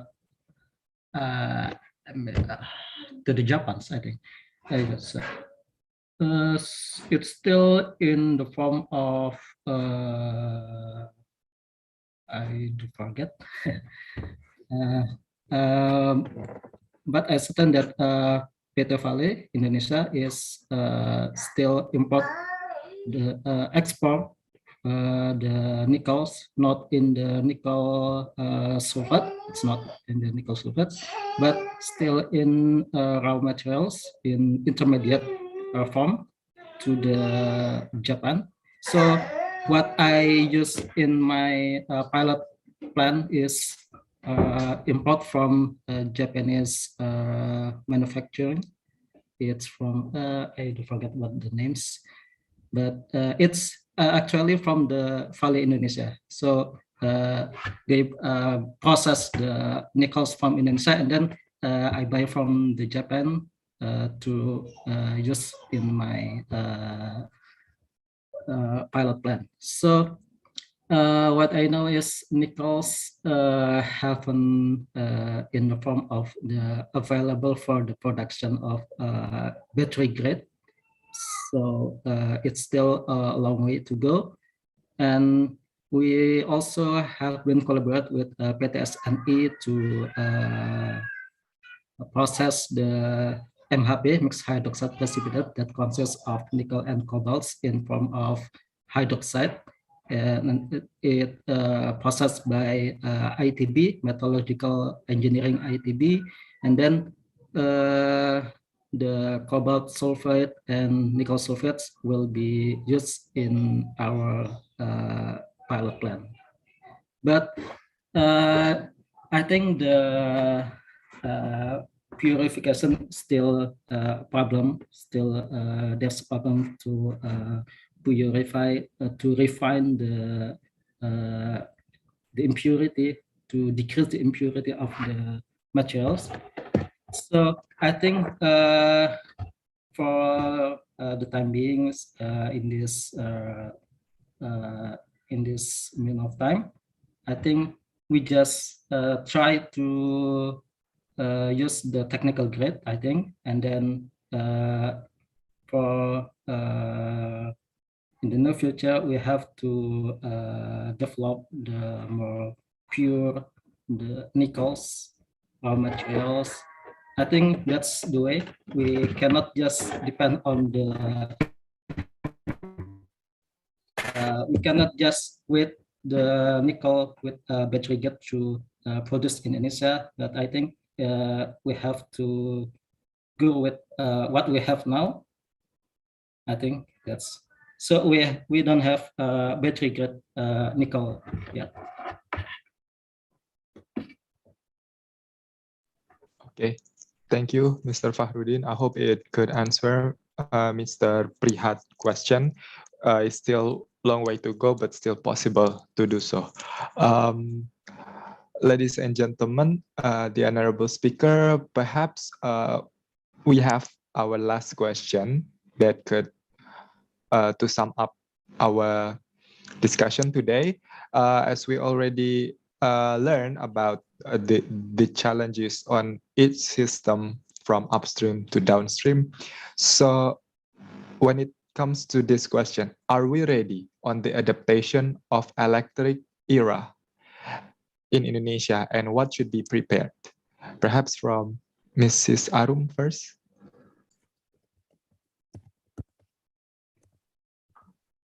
Are we ready? We have to be ready. There is no other excuse. We have to be ready because this is the way the world changes and the way the world works today. So, but be smart. Once again, be smart, understanding our industrial chains of energy and also industrial chains of nickel. So, be specific, be targeted, and be focused on what we should do first. And of course, midstream industry is our huge homework. So, are we ready? We have to be ready. There's no other excuses. Thank you. We have to be ready. So from Mr. Fadoli. Okay, so are we ready? So yes, we should. I believe that what I would like to say is to be ready, we need to prepare, just like Ms. Arum said, right? But I want to say that please don't work alone.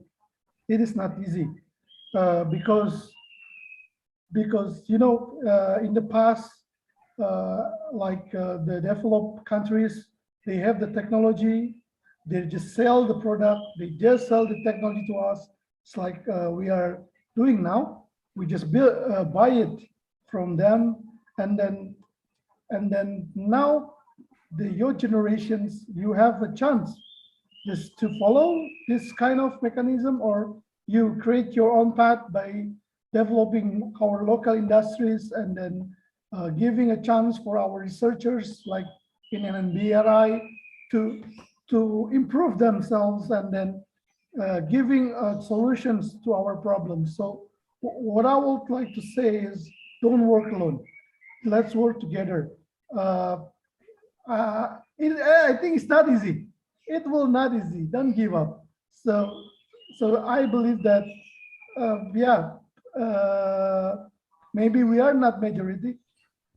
We have to believe it, but this we do not need majority to have like making a change, making a big change. So let's work together. Don't give up. Let's give a chance for our next generations to build these batteries industries and become the things that really important in the future. These batteries is really strategic, and then let's learn from the other countries, but to build it in our countries. So that's the one that I can say to us. Don't work alone. Let's work together. Thank you.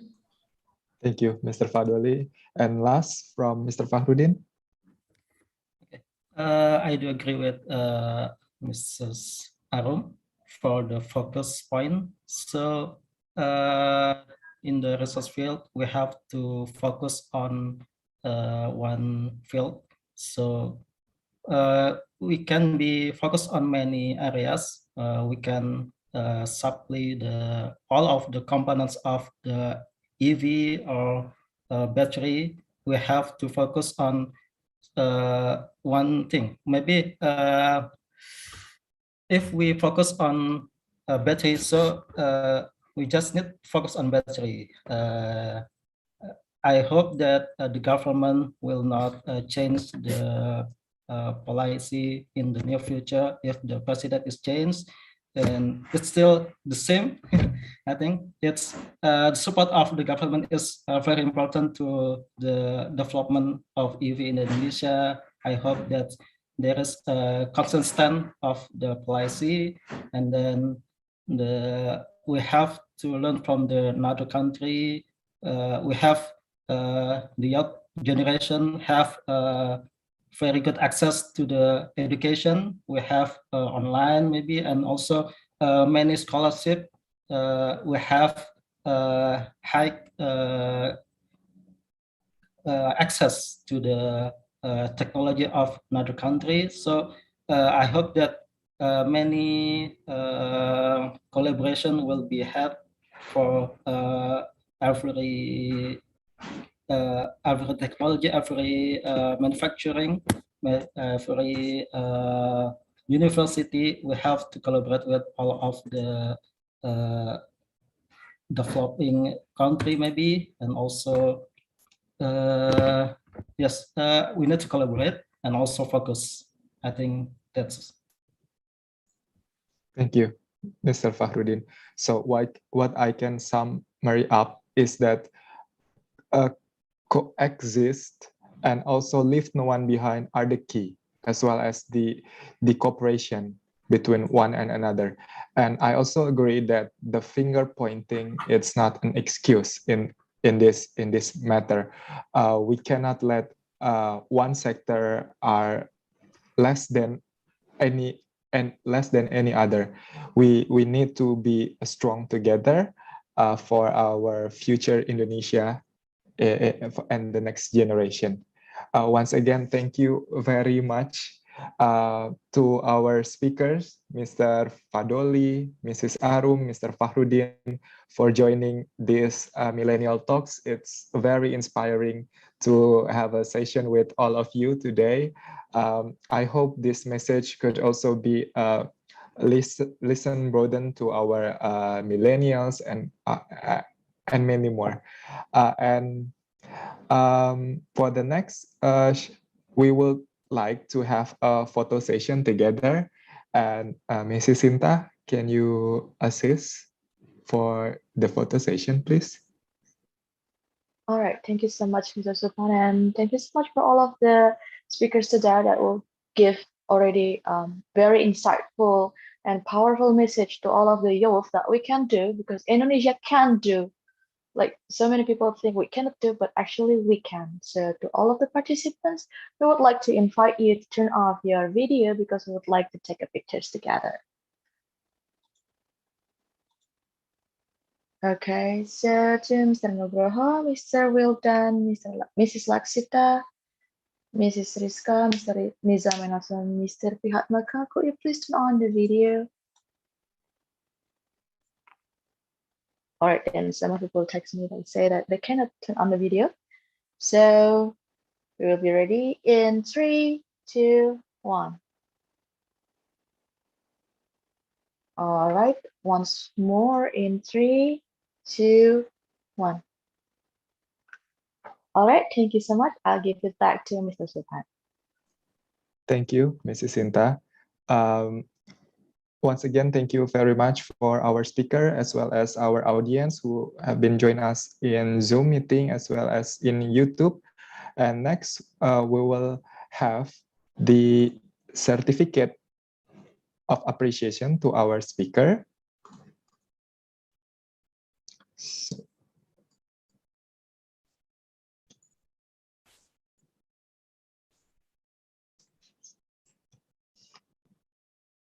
So the first certificate of appreciation is given to Mrs. Arum Kusumaningtyas, SIP MSc, as a distinguished speaker on Millennial Talks with the topic of next generation of battery upstream and downstream in Indonesia in Saturday, 27th of November, 2021.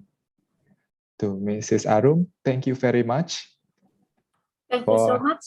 Thank you so much. Thank you very much. It's very pleasure to join the session. Thank you. Thank you, Mrs. Arum. And for the next certificate of appreciation is given to Mr. Muhammad Fahrudin, ST, as a distinguished speaker on Millennial Talks, next generation of battery upstream and downstream in Indonesia. To Mr. Fahrudin, thank you very much for your time. Thank you very Joining much, this session. Mr. Subhan. Thanks for the invitation. Okay. And the next certificate of appreciation is given to Mr. Fadoli Ardin, PhD, as distinguished speaker on Millennial Talks, next generation of battery upstream and downstream in Indonesia. Mr. Fadoli, thank you very much for joining us. Thank you, Mr. Subhan. Thank you, Ms. Arum, Ms. Fahrudin. It was a pleasure to have a good time with you and sharing a lot of things. I can learn a lot from you guys. Thank you, Ms. Sinta, for giving me the chance to have a discussion today. Okay, thank you. Once again, on behalf of the NBRI, we are very delighted to have everyone in here, from the speakers, the millennials audience who join us in Zoom and YouTube. We hope to see you again in our next occasion. And I will give this stage back to Mrs. Sinta to present about our next activity ahead. Mrs. Sinta. All right, thank you so much, Mr. Sultan, for such a very amazing, as you lead this event perfectly, actually. And I was so happy because I got motivated by what Mrs. Arum say, and also Mr. Fadoli, and also Mr.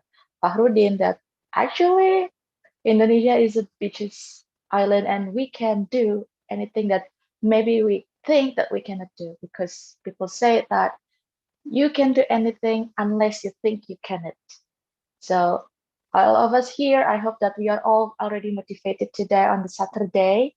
And as Mr. Subhan mentioned today, that NBRI has a various event before on the 9th. We have NBRI Youth Idea competitions, and then we already have international webinar material for sustainability strategy and circular economy.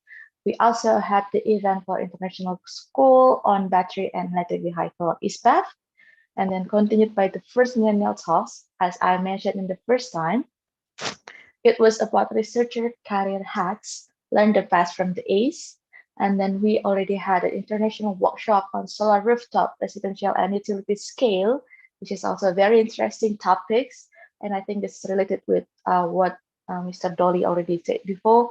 And today we have Millennial Talks, the second Millennial Talks, with very tremendous speakers today.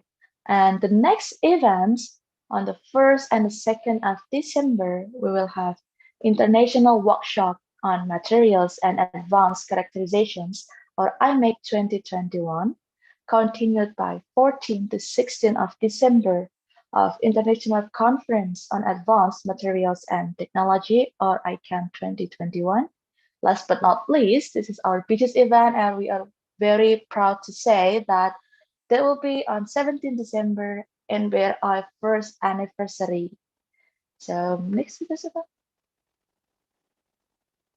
all right, so how to register for NBRI upcoming events? Here we have the IMAC 2021, which will be held on 1st and 2nd December. So for all of the participants here and also abroad that you would like to join on the IMAC 2021, we will be more than happy and glad to have you with us. You can just simply register there. You can just scan the barcode, or you can go to our website, http://n-bri.org, and then you can click the event there, and you will find the various events, and you can just click which one you want to join. Or if you want to join both of them, either IMAC or ICAM 2021, you will be more than happy, because on IMAC 2021, we will have lots of amazing speakers, as Prof Evie mentioned before, for more than 10 countries with more than 15 speakers. So thank you so much for all of the participants. I think this is sum up of our event. And don't forget to follow our social media to keep updated about the event of the NBRI, because there you will not only see the event, but you will also get the insight that our team already made. And on the website, you can see lots of things. You can also read all of the latest informations there. And don't forget to follow our Instagram at nbri.indonesia. So thank you so much for all of the participants. Have a nice day.